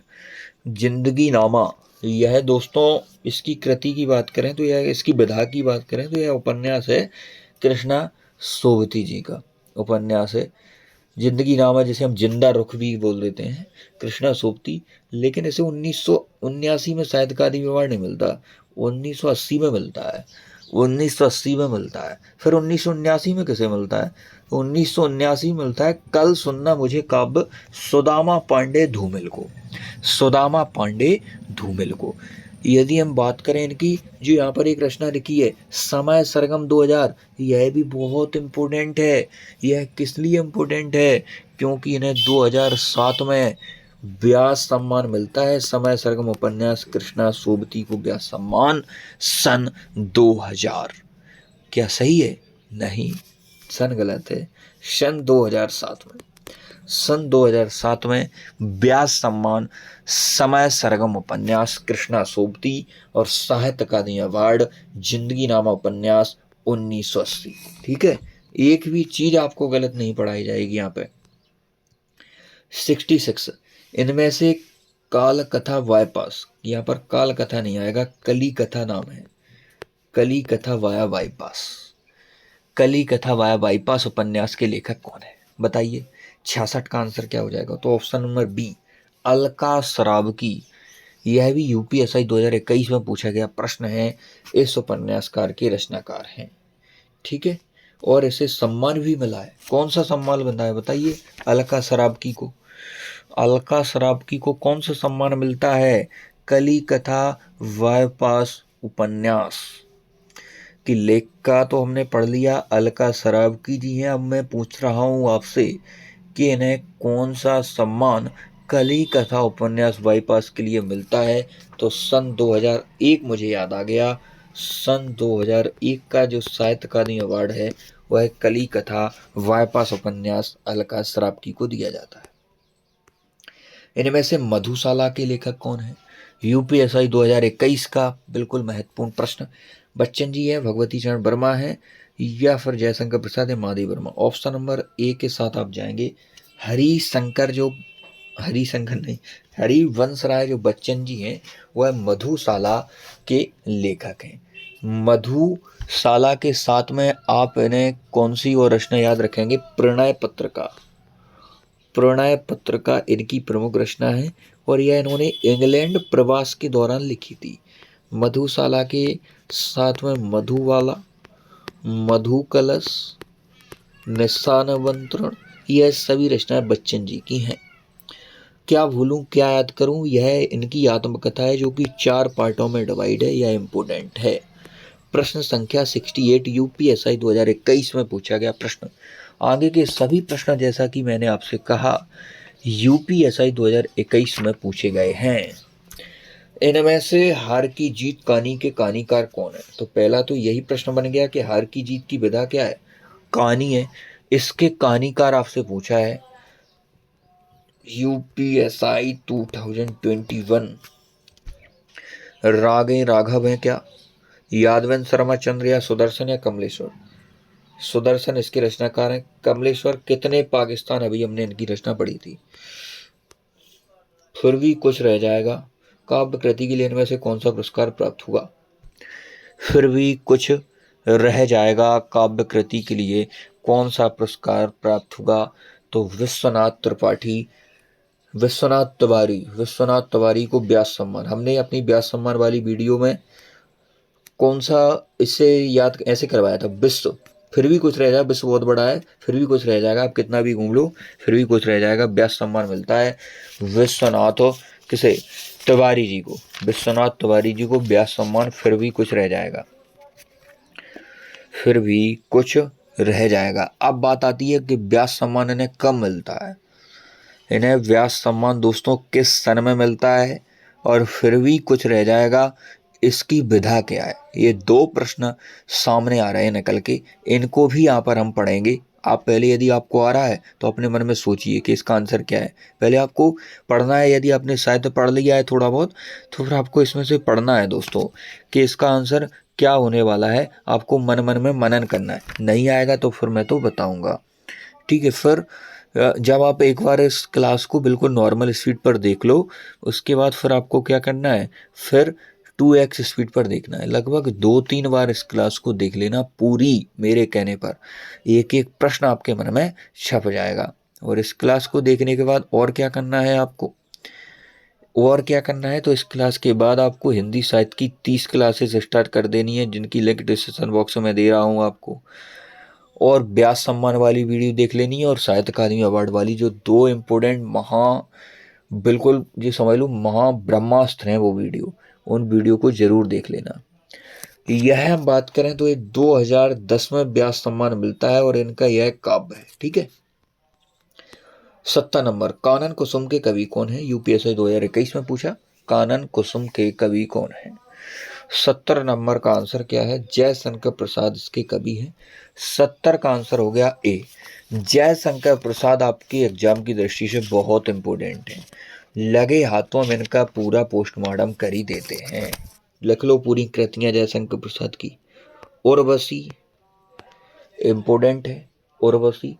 अब आप तो गलत पढ़ा रहे हो सर, अभी आपने पढ़ाया था कि उर्वशी कृति के लिए रामधारी सिंह दिनकर को 1972 में वो मिलता है ज्ञानपीठ अवार्ड। अब आप कह रहे हो कि जयशंकर प्रसाद उर्वशी कृति के रचनाकार हैं, तो डाउट जो आपके मन में आएगा वो मैं पहले खुद ही बोल दूंगा। तो उर्वशी कृति दोस्तों, उर्वशी नाम से रचना, एक ही नाम से रचना है, बहुत सारे कवि भी कर देते हैं, ठीक है। तो उर्वशी नाम से जो रचना है वो दो कवियों ने की है, मेनली मुख्य रूप से रामधारी सिंह दिनकर ने, जिन्हें 1972 में ज्ञानपीठ अवार्ड हिंदी का उर्वशी कृति के लिए तीसरा मिलता है। क्रम था उसका 8वां, लेकिन हिंदी में एक कौन सा था उर्वशी के लिए? दूसरा था। क्रम देखें अन्य भाषाओं को मिलाकर तो 8वां क्रम था। उर्वशी कृति के लिए रामधारी सिंह दिनकर ज्ञानपीठ अवार्ड 1972, यह बहुत इंपॉर्टेंट है, यूपी पुलिस में पूछा, इसलिए मैं बार बार रिपीट कर रहा हूँ।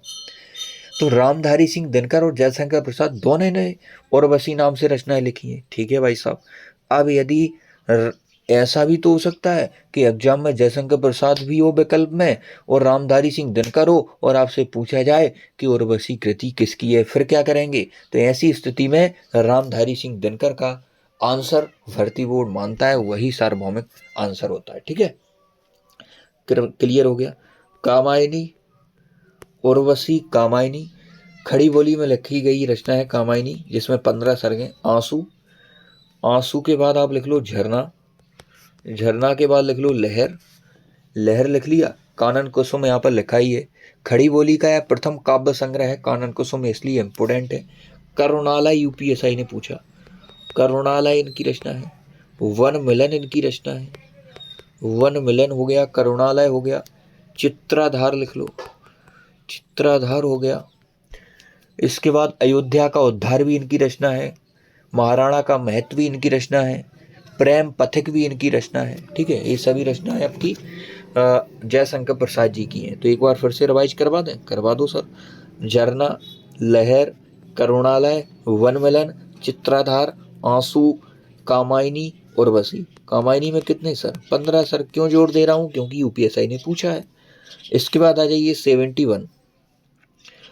अब कैसे छूटे राम नाम रट लागी, प्रभु जी तुम चंदन हम पानी, जाकी अंग अंग बात समानी।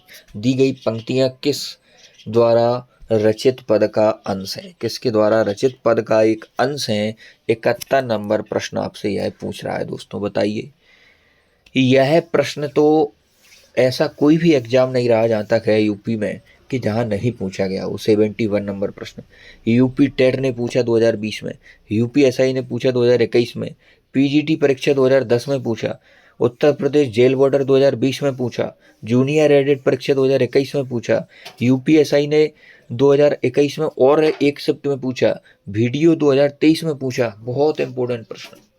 71 का आंसर है रैदास, जिनका अन्य नाम रविदास भी है। ठीक है, वह कह रहे हैं कि अब कैसे छूटे राम नाम रट लागी। राम नाम की तो रट लग गई है, अब कैसे छूटे। प्रभु जी तुम चंदन, यदि प्रभु आप चंदन हो तो हम पानी है, उसमें मिक्स हो गया, अब कैसे छूटेगा चंदन। जिसकी अंग अंग वास समानी। बहुत बढ़िया। 72 पहाड़ पर लालटेन किसकी रचना है? ऑप्शन नंबर ए मंगलेश डवराल की रचना है पहाड़ पर लालटेन। यूपीएसआई 2021 में छपा था प्रश्न। 72 का हो गया बन। 73 झरना पंथ के रचनाकार कौन है? अभी हमने आपको सभी रचनाएं नोट कराई। जय शंकर प्रसाद की रचना है झरना। 73 का आंसर हो गया ऑप्शन नंबर बी, झरना हो गया। फिर हमने लिखा था प्रेम पथिक भी इनकी रचना है, प्रेम पथिक। जय शंकर प्रसाद के बारे में इनके और इम्पोर्टेंट रचना यदि हम देखें तो जय शंकर प्रसाद ने और क्या लिखा है। कहानी तो हमने इनकी पढ़ी है, ग्राम पहली कहानी है, सालवती हमने बताया, अंतिम कहानी, आंधी, इंद्रजाल पुरस्कार, गुंडा, सलीम, देवदासी, छोटा जादूगर, नूरी, मधुगा, ममता, भिखारिन, उस पार का योगी, ये सभी जयशंकर प्रसाद जी की प्रमुख कहानियां हैं। ठीक है, यहाँ तक क्लियर है, बहुत बढ़िया। लेकिन इनके नाटक बहुत इंपॉर्टेंट हैं। IMP इनके नाटक हैं। नाटक लिखवा दें? लिखवा दो। अजात शत्रु, अजात शत्रु इनका इम्पोर्टेंट नाटक है। अजात शत्रु के बाद चंद्रगुप्त इनका इम्पोर्टेंट नाटक है। ध्रुव स्वामिनी इनका इम्पोर्टेंट नाटक है। ध्रुव स्वामिनी, ध्रुव स्वामिनी हो गया, चंद्रगुप्त हो गया, अजात शत्रु हो गया। एक याद आ रहा है, स्कंदगुप्त। स्कंदगुप्त इनका नाटक है। स्कंदगुप्त के बाद चंद्रगुप्त लिख ही लिया है। एक घूंट, एक घूंट इनका नाटक है। एक घूंट इनका नाटक है। और कौन सा आप याद रख लो, सज्जन, सज्जन इनका नाटक है। और एक इंपोर्टेंट जन्मेजय का नामक। ध्रुव स्वामी, स्कंदगुप्त, एक घूंट, चंद्रगुप्त, अजातशत्रु, ये सभी इंपोर्टेंट नाटक हैं। जयशंकर प्रसाद जी के झरना इनकी इंपोर्टेंट रचना है। 74 हिंदी साहित्य के लिए किसे प्रथम व्यास सम्मान मिला? मैं आपको बता रहा हूं फिर से एक बार। व्यास सम्मान, साहित्य अकादमी अवार्ड, इनसे तो इतने प्रश्न पूछे यूपीएसआई ने भर भर के कि हर शिफ्ट में जहाँ तक एक क्वेश्चन आया। यह बहुत इंपॉर्टेंट है पुरस्कारों में। व्यास सम्मान और साहित्य अकादमी दोनों की जो लिंक है और ट्रिक के साथ याद करवाया है, वह बहुत ऐसी वीडियो नहीं है कि 2-2 घंटे की मैराथन या कुछ बैचों का प्रचार, कुछ नहीं, केवल कंटेंट बोलता है study with CSY YouTube channel का। तो इन 2 वीडियो को अवश्य देखें। व्यास सम्मान, साहित्य अकादमी, लिंक डिस्क्रिप्शन बॉक्स में है यदि आपको हिंदी साहित्य अच्छा करना है। और उसके बाद 30 वीडियो की प्लेलिस्ट आपको लिंक डिस्क्रिप्शन बॉक्स में मिल रही है उनको। और वह भी वीडियो लंबे लंबे नहीं है, 22 मिनट, 20 मिनट, 23 मिनट। बस बात इतनी सी है कि चैनल बड़ा नहीं है, मिलियन वाला नहीं है, व्यू नहीं आ रहे हैं खींच के, सरल सरल नहीं पढ़ा रहे हैं, एग्जाम ओरिएंट पढ़ा रहे हैं, फ्री पढ़ा रहे हैं। फ्री चीज़ आदमी को झेलती नहीं है, अच्छा नहीं लगता है। और पेड वही पढ़ा रहे हैं आपको, कचरा हुआ है, आपको अच्छा लग रहा है। समझने समझने की बात है। इन 3 चीज़ों को कवर कर लेना। और ये जो हम PYQ करा रहे हैं इनको कवर कर लेना। हिंदी साहित्य का एक भी प्रश्न गलत हो जाए तो कमेंट सेक्शन खुला रखूंगा, आप कुछ भी बोल सकते हैं। हिंदी साहित्य के लिए किसे प्रथम व्यास सम्मान मिला? रामविलास शर्मा जी को मिलता है प्रथम व्यास सम्मान। हिंदी भाषा प्रभार, प्राचीन भाषा प्रभार। और इनकी रचना थी, कौन सी रचना है दोस्तों, बताइए कौन सी रचना है? भाषा के प्राचीन भाषा प्रभार, भाषा के प्राचीन भाषा प्रभार। और हिंदी के लिए कब मिलता है? 1991 में पहला इन्हें व्यास सम्मान से नवाजा जाता है। ठीक है। 75 रसिक प्रिया ग्रंथ के रचनाकार कौन है? 75, यह भी क्वेश्चन यूपीएसआई 2021 में छपा था। रसिक प्रिया ग्रंथ के रचनाकार आपसे पूछा है। केशव दास इसकी रचनाकार। विज्ञान गीता इनका आध्यात्मिक ग्रंथ है। रामचंद्र का इनकी प्रमुख रचना है। ठीक है, आ जाइए अगले महत्वपूर्ण प्रश्न पर। 76, तितली के रचनाकार कौन है?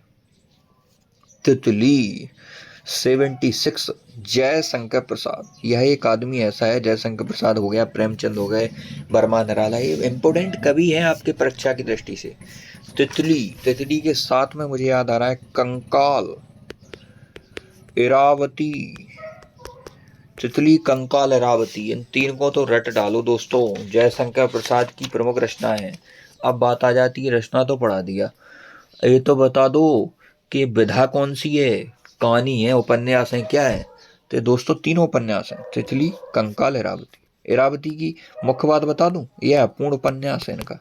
ठीक है, इसके बाद आ जाइए दोस्तों 77, अज्ञेकृत आंगन के पार द्वार के लिए कौन सा सम्मान प्राप्त हुआ? यूपीएसआई 2021 में पूछा गया प्रश्न।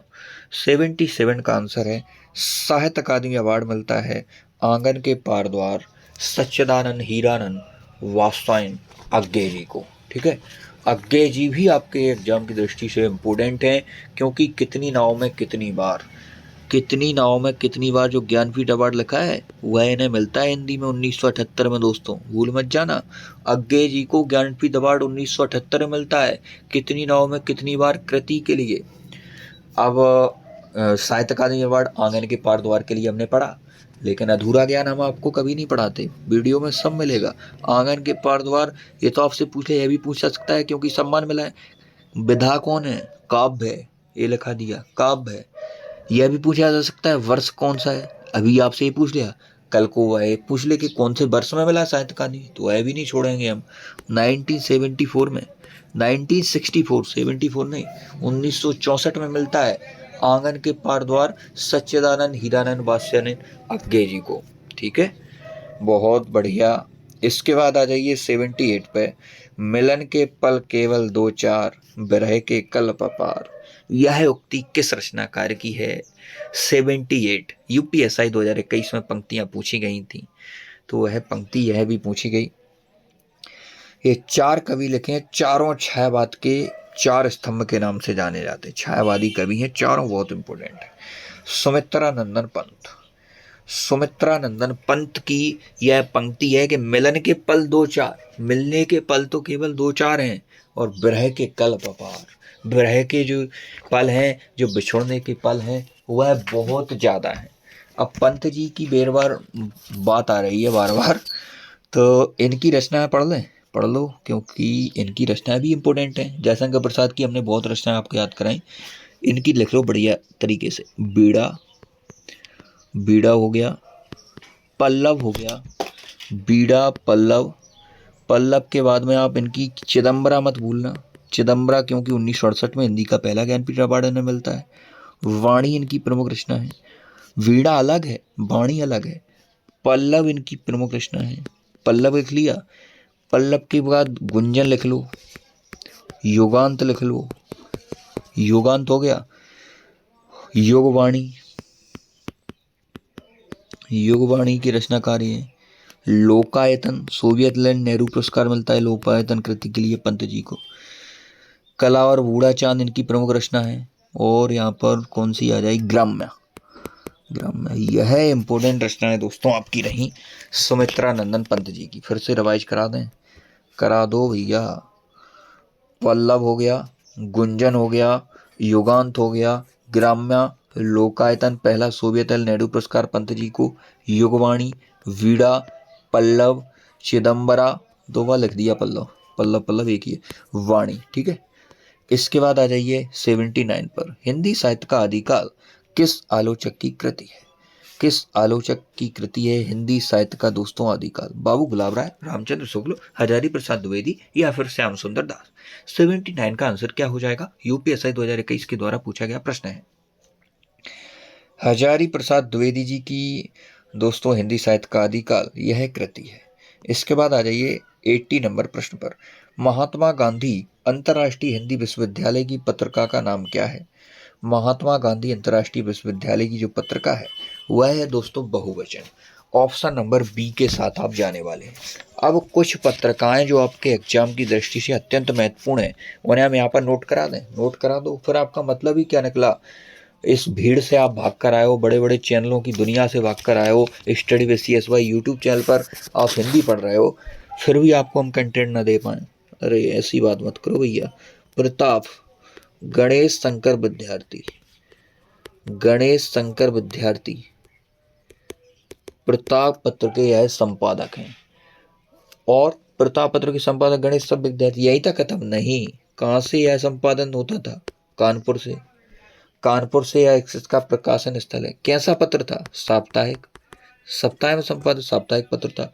तो प्रताप गणेश शंकर विद्यार्थी साप्ताहिक पत्र है, कानपुर से। डेट भी लिखा दो 1913, 1913 वर्ष 1913 में यह प्रकाशित हुआ था। प्रताप पढ़ लिया, बहुत बढ़िया। अब जो महात्मा गांधी जो आपने पढ़ा अभी कि जो महात्मा गांधी अंतर्राष्ट्रीय, क्या पढ़ा हमने? महात्मा गांधी अंतर्राष्ट्रीय हिंदी विश्वविद्यालय पत्रिका का नाम पढ़ा। 80 का आंसर क्या क्या? बहुवचन। तो अब बहुवचन के बारे में कुछ बताओ। मैं यूपीएसआई पूछा गया प्रश्न है दोस्तों।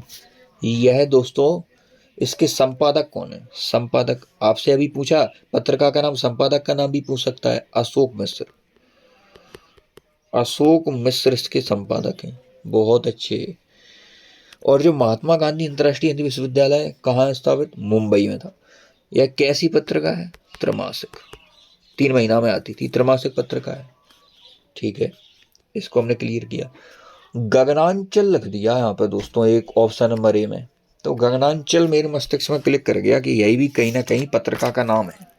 गगनांचल, गगनांचल बताइए पत्रिका का नाम है कि नहीं है?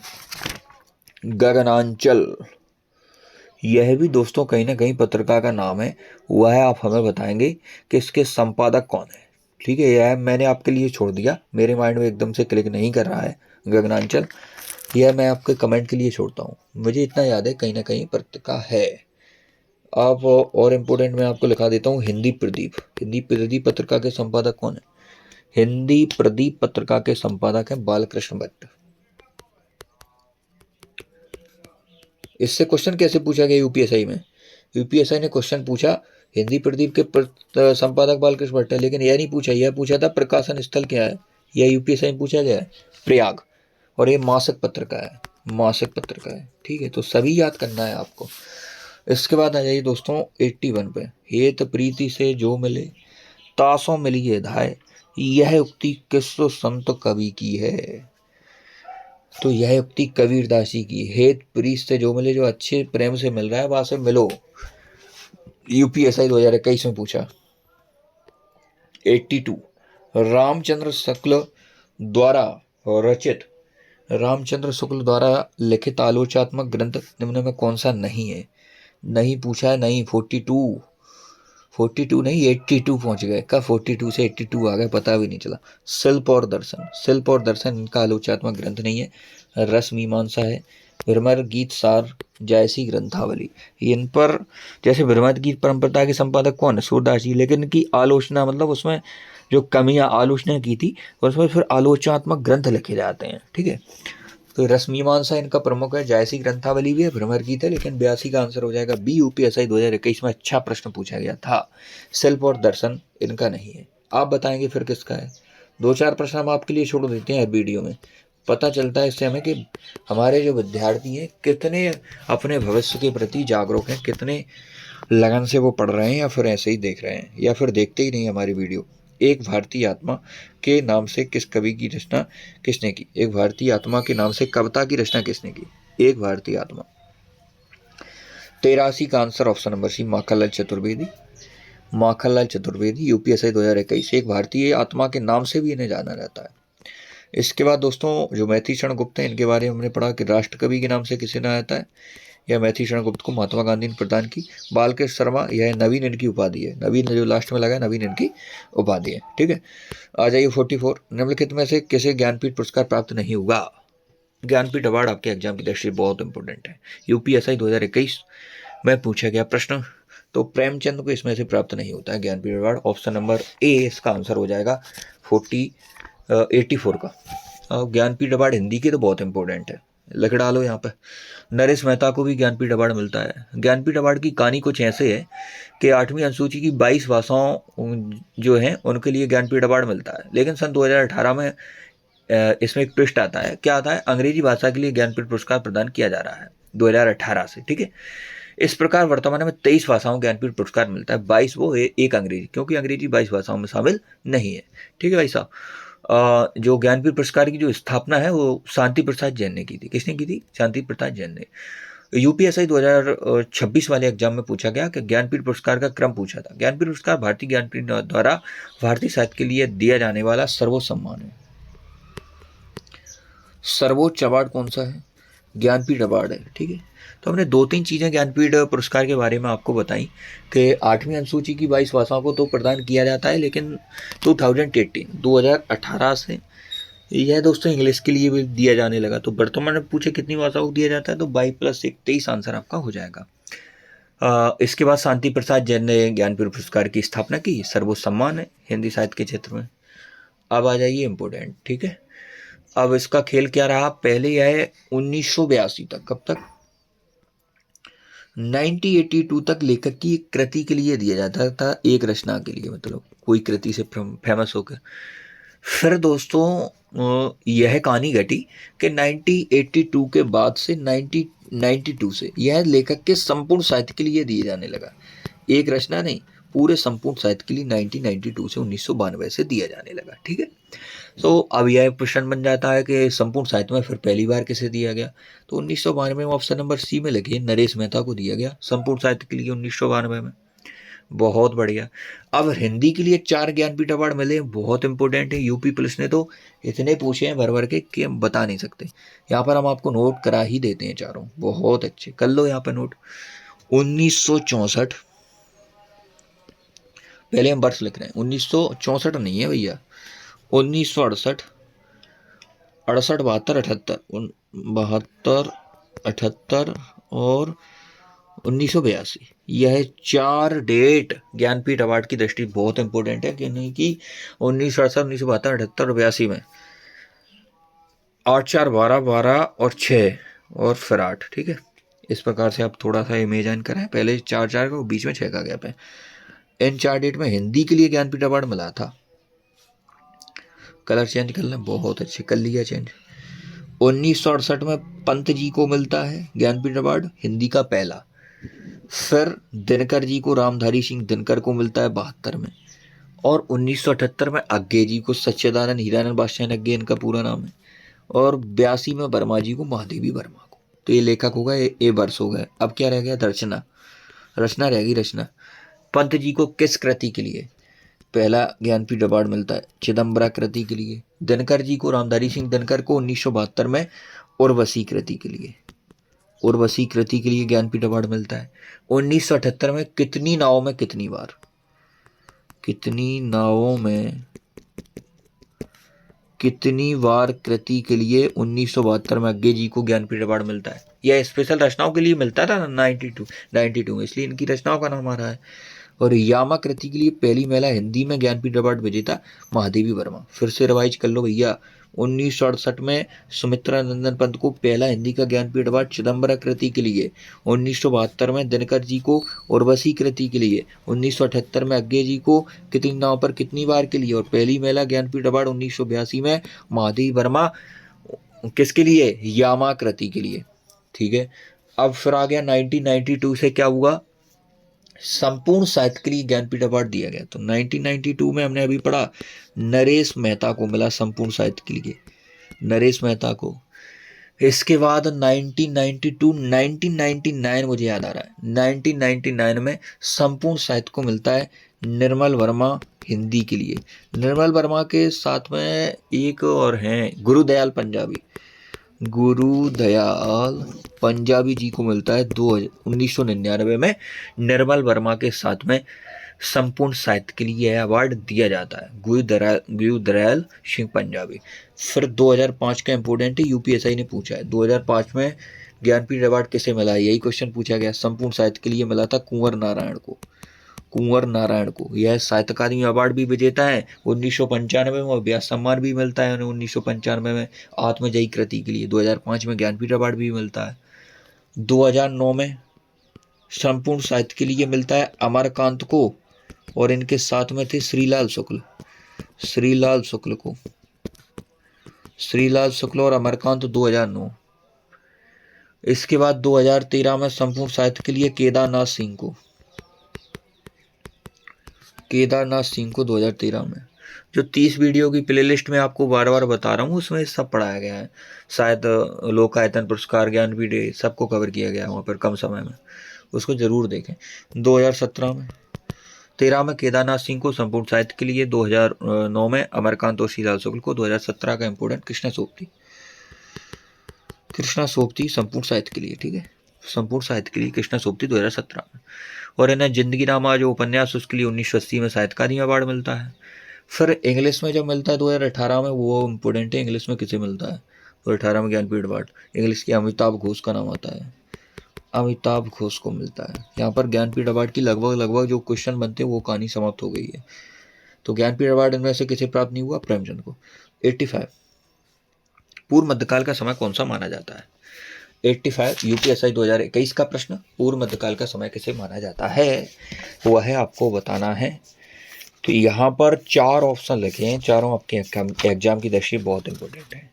एक लिखा है आपका 1050 से 1375, ऑप्शन नंबर डी में लिखा है। 1900 से 1984, 1700 से 1900 विक्रम संवत, और 1375 से 1700। चारों जो है, चारों कालों के ऑप्शन लिखे हैं, ठीक है, ध्यान से देखो। यदि आपने पढ़ा हो तो बढ़िया, बहुत बढ़िया ऑप्शन का चयन यहाँ पर चारों आपके क्लियर हो जाएंगे इस क्वेश्चन के माध्यम से। 1050 से 1375, 1050 से 1375 यह पीरियड है दोस्तों आदिकाल का, और इसका अन्य नाम क्या है, वीरगाथा काल, इसका अन्य नाम है आदिकाल का। इसके बाद आ जाइए 1700 से 1900 तक, 1700 से 1900 तक यह पीरियड है रीतिकाल का, जिसे हम उत्तर मध्यकाल के नाम से भी जानते हैं, उत्तर मध्यकाल के नाम से जानते हैं हम रीतिकाल को। शानदार। इसके बाद आ जाइए 1375 से 1700, कुछ याद आ रहा है, पूर्व मध्यकाल का पीरियड है।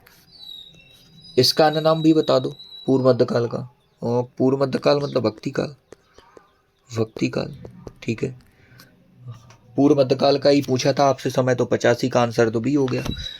1900 से 1984 तक, 1900 से 1984 तक ये बताइए।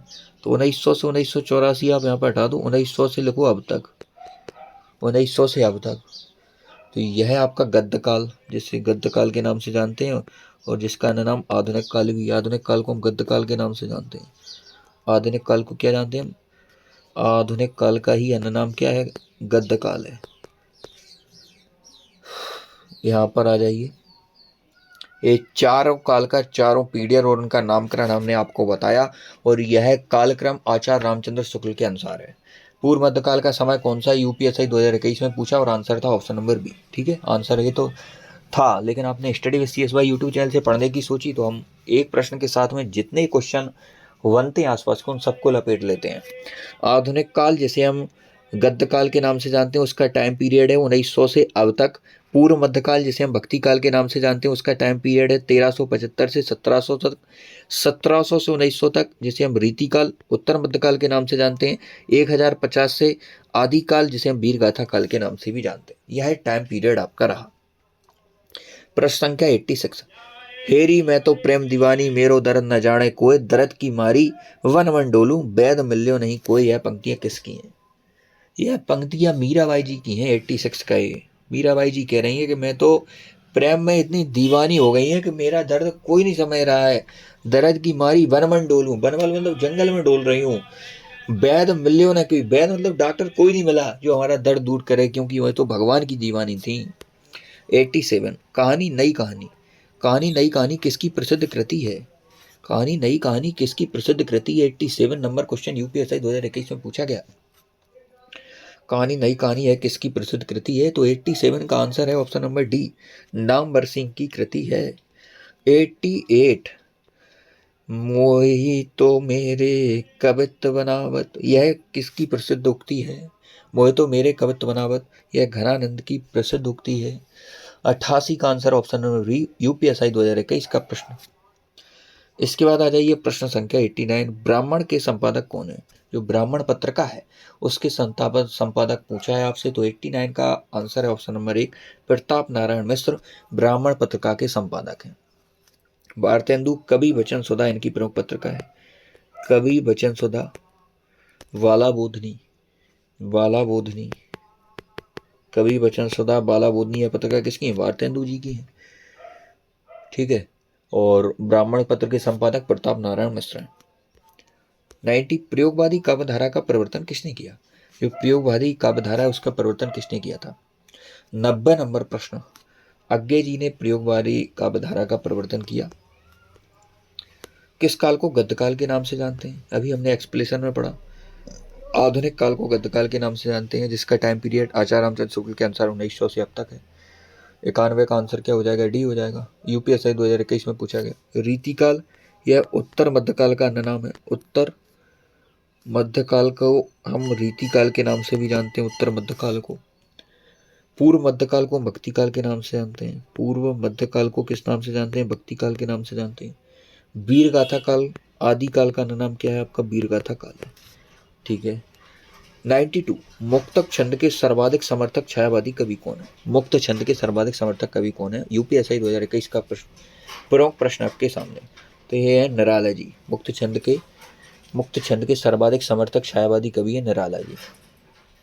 सप्तपर्णा, सप्तपर्णा रचना किसकी है? महादेवी वर्मा की है सप्तपर्णा। सुमित्रानंदन पंत की हमने पढ़ी, बीरा पल्लव गुंजन, यह सभी रचनाएं सुमित्रानंदन पंत की है। निराला जी की बादल राग, बादल राग कविता के रचनाकार कौन है? यूपीएससी ने पूछा। बादल राग, अनामका, अनामका, परमल, परमल, अनामका, ये सभी रचनाएं दोस्तों निराला जी की हैं। बनमलाल चित्राधार और करुणालय जयशंकर प्रसाद की रचना है। 93, आचार्य रामचंद्र शुक्ल ने तुलसी के प्रमाणिक ग्रंथों की संख्या कितनी मानी है? 8, 10, 11, 12 मानी। यूपीएससी 2021 में पूछा। 93 का आंसर है डी। अब तुलसीदास जी से भी प्रश्न बहुत पूछे जाते हैं, उनकी पूरी रचनाओं को हम यहाँ पर नोट करते हैं, आपको पढ़ाते हैं, आपको याद कराते हैं। स्टार्ट करें? कर दो, लिखो भैया। तुलसीदास जी की रचना है। रामचरितमानस सबको पता है, अवधी भाषा में। विनय पत्रिका इनकी प्रमुख रचना है। विनय पत्रिका, क्वेश्चन पूछा गया विनय पत्रिका की भाषा कौन सी है? ब्रज भाषा, यूपीएससी ने पूछा। कवितावली, कवितावली की भाषा भी ब्रज भाषा। कवितावली, इसकी भाषा भी ब्रज भाषा।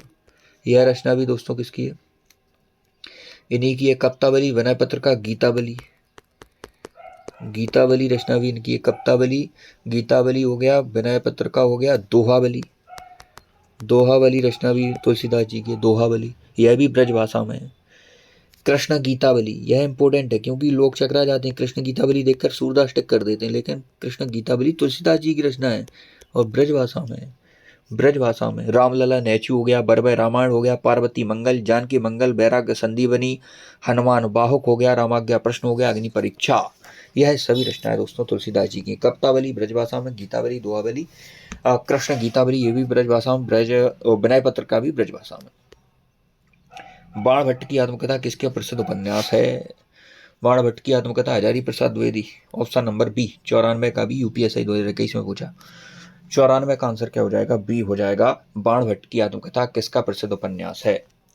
अमृतलाल नागर, अमृत और विष, अमृत और विष उपन्यास किसका है? अमृतलाल नागर का है अमृत और विष। 1967 में साहित्य अकादमी अवार्ड मिलता है अमृतलाल नागर को अमृत और विष कृति के लिए, जो कि उपन्यास है। इसमें भी अमृत है, इसमें भी अमृत है, ऐसे आप याद रख सकते हो। और इम्पोर्टेंट क्या है यहाँ पे? ठीक है, इतना याद रखो यहाँ पे। इसके बाद आ जाइए 95, गणेश शंकर विद्यार्थी ने किस पत्र का संपादन किया? यूपीएससी 2021 में पूछा, अभी हमने आपको बताया था। गणेश शंकर विद्यार्थी प्रताप 95 का सी, प्रताप पत्र का संपादन इन्होंने किया। प्रताप पत्र का 1913 कानपुर साप्ताहिक पत्र है, यह सभी हमने आपको बता चुके हैं। अभ्युदय यह प्रयाग से निकलने वाला पत्र था, प्रयाग से यह निकलता था। 1907 प्रकाशन हुआ, 1907 के लमसम इसका प्रकाशन हुआ। मदन मोहन मालवीय द्वारा इनके संपादक हैं अभ्युदय पत्र के। 1883 ब्राह्मण पत्र के संपादक 1883 ब्राह्मण प्रताप नारायण मिश्र ब्राह्मण पत्र के संपादक हैं। कानपुर से निकलता है, कानपुर से। कैसा पत्र है? मासिक है। ठीक है, इसके बाद आ जाइए दोस्तों, जो सुदर्शन लिखा है इसके देवकी नंदन और माधव इनके संपादक के नाम में आते हैं। काशी से निकलता था, मासिक 1900 से। मंगलेश डरवाल को किस कृति के लिए साहित्य अकादमी पुरस्कार मिला? नवयुग में शत्रु हम जो देखते हैं, घर का रास्ता किसके लिए मिला साहित्य अकादमी अवार्ड? मंगलेश डरवाल को। सन 2000 में मिलता है, सन 2000 में साहित्य अकादमी अवार्ड मिलता है मंगलेश डरवाल को। 96 का आंसर क्या है? यूपीएससी 2021 में पूछा गया है। यह किस विधा की रचना है? काव्य है। काव्य सन 2000 में मिलता है। अब भी याद नहीं आ रहा है तो फिर आपको हमारी वीडियो देख लेनी चाहिए, साहित्य अकादमी अवार्ड वाली। 96 का सी हम जो देखते हैं काव्य, साहित्य अकादमी अवार्ड मंगलेश डरवाल सन 2000। तुलसीकृत विनय पत्रिका की भाषा कौन सी है? ऐसे ही नहीं बोलता हूँ कि ऐसे ही बोल दिया मैंने, आया है देखो यूपीएससी 2021 में, खोल के देख लेना। यूपीएससी 2021 तुलसीकृत विनय पत्रिका की भाषा। इन्होंने अवधि में ज़्यादातर रचना की, इसलिए व्यक्ति कंफ्यूज हो जाते हैं, लेकिन आंसर है ब्रज। व्रज इसका आंसर है। 97 का डी। ब्रज भाषा में इन्होंने कृष्ण गीतावली लिखी, विनय पत्रिका लिखी। इसके बाद आ जाइए दोस्तों, 97 का आंसर क्या हो गया आपका? डी हो गया। हमने अभी आपको अवधि की रचना है रामचरितमानस इनकी बहुत महत्वपूर्ण रचना है। ब्रज की इनकी नोट कराई हमने आपको भी, तो फिर से रिकॉल करा दें। रामचरितमानस अवधि का हो गया, कृष्ण गीतावली इनकी ब्रज भाषा में, और कवितावली ब्रज भाषा में, और विनय पत्रिका ब्रज भाषा में। ठीक है। 98 श्रद्धा एवं प्रेम के योग का नाम भक्ति है, यह किसका प्रसिद्ध कथन है? 2021 यूपीएसआई। 98 का आंसर बताइए। Option number D Ramchandra Shukla का कथन है, श्रद्धा एवं प्रेम का योग भक्ति है। 99 हिंदी साहित्य का आलोचनात्मक इतिहास किसने लिखा? हिंदी साहित्य का आलोचनात्मक इतिहास, हिंदी साहित्य नाम से रचनाएं बहुत मिलती हैं। यूपीएसआई 2021 में राम कुमार वर्मा ने लिखा है हिंदी साहित्य का आलोचनात्मक इतिहास। 99 का हो जाएगा option number A, Ram Kumar Verma. आपको क्लास के अंत में अपना रिस्पॉन्स जरूर देना है कमेंट में। यदि आपने पूरी क्लास देखी है तो कमेंट में जरूर बताएं कि क्लास में कुछ मेहनत की गई है, कैसी लगी आपको क्लास। ऑथेंटिक रिव्यू देना है। यदि आपको गलत लगी, अच्छी नहीं लगी, गलत पढ़ाया, मेहनत नहीं की, तो वह लिखें आप। शेयर करें ज़्यादा से ज़्यादा, जो हिंदी पढ़ना चाहते हैं आपके साथी हैं। कमेंट करें आपका रिस्पॉन्स। इसके बाद में, इस क्लास के बाद में फिर आपको एक बार बता दूँ आपके भले के लिए, ऐसे साहित्य अकादमी अवार्ड वाला वीडियो, व्यास सम्मान वाला वीडियो और उन 30 वीडियो को देख लेना, साहित्य से फ्री हो जाओगे। ज़्यादा बड़े नहीं है, बहुत उम्दा कंटेंट, बहुत छटा हुआ प्रश्नों का संकलन आपको उनमें मिलेगा। आज की हमारी क्लास का अंतिम प्रश्न, भारतीय आत्मा किस कवि का उपनाम है? एक भारतीय आत्मा किस कवि का उपनाम है, यह आपको बताना है। तो माखनलाल चतुर्वेदी का उपनाम है। 100 का आंसर है सी, 100 का आंसर सी है। पैट 2023 वीडियो 2023 में पूछा गया प्रश्न है। ठीक है, एक भारतीय आत्मा माखनलाल चतुर्वेदी। उपनाम से क्वेश्चन पूछे गए हैं, तो लगे हाथों कुछ उपनाम नोट करा दूं आपको? करा दो, क्योंकि आप study with CS by YouTube channel से हिंदी पढ़ रहे हो। कोई भी चैप्टर पढ़ लेना, कोई भी क्लास हमारी ले लेना, हिंदी की मेहनत इसी तरीके से की गई है। हर क्लास में घंटों का कंटेंट मिनटों में पढ़ाया गया है, बहुत बढ़िया। अब कुछ लोग बोलेंगे अपने मुँह मियाँ तो मिट्ठू बन रहे हैं, नहीं ऐसा नहीं है दोस्तों। आप देख लेना कंटेंट थोड़ा उठा के, आपको पता चल जाएगा। यहाँ पर कुछ उपनाम हम आपको याद करा रहे हैं। कवियों का कवि किसे कहा जाता है? कवियों का कवि किसका उपनाम है?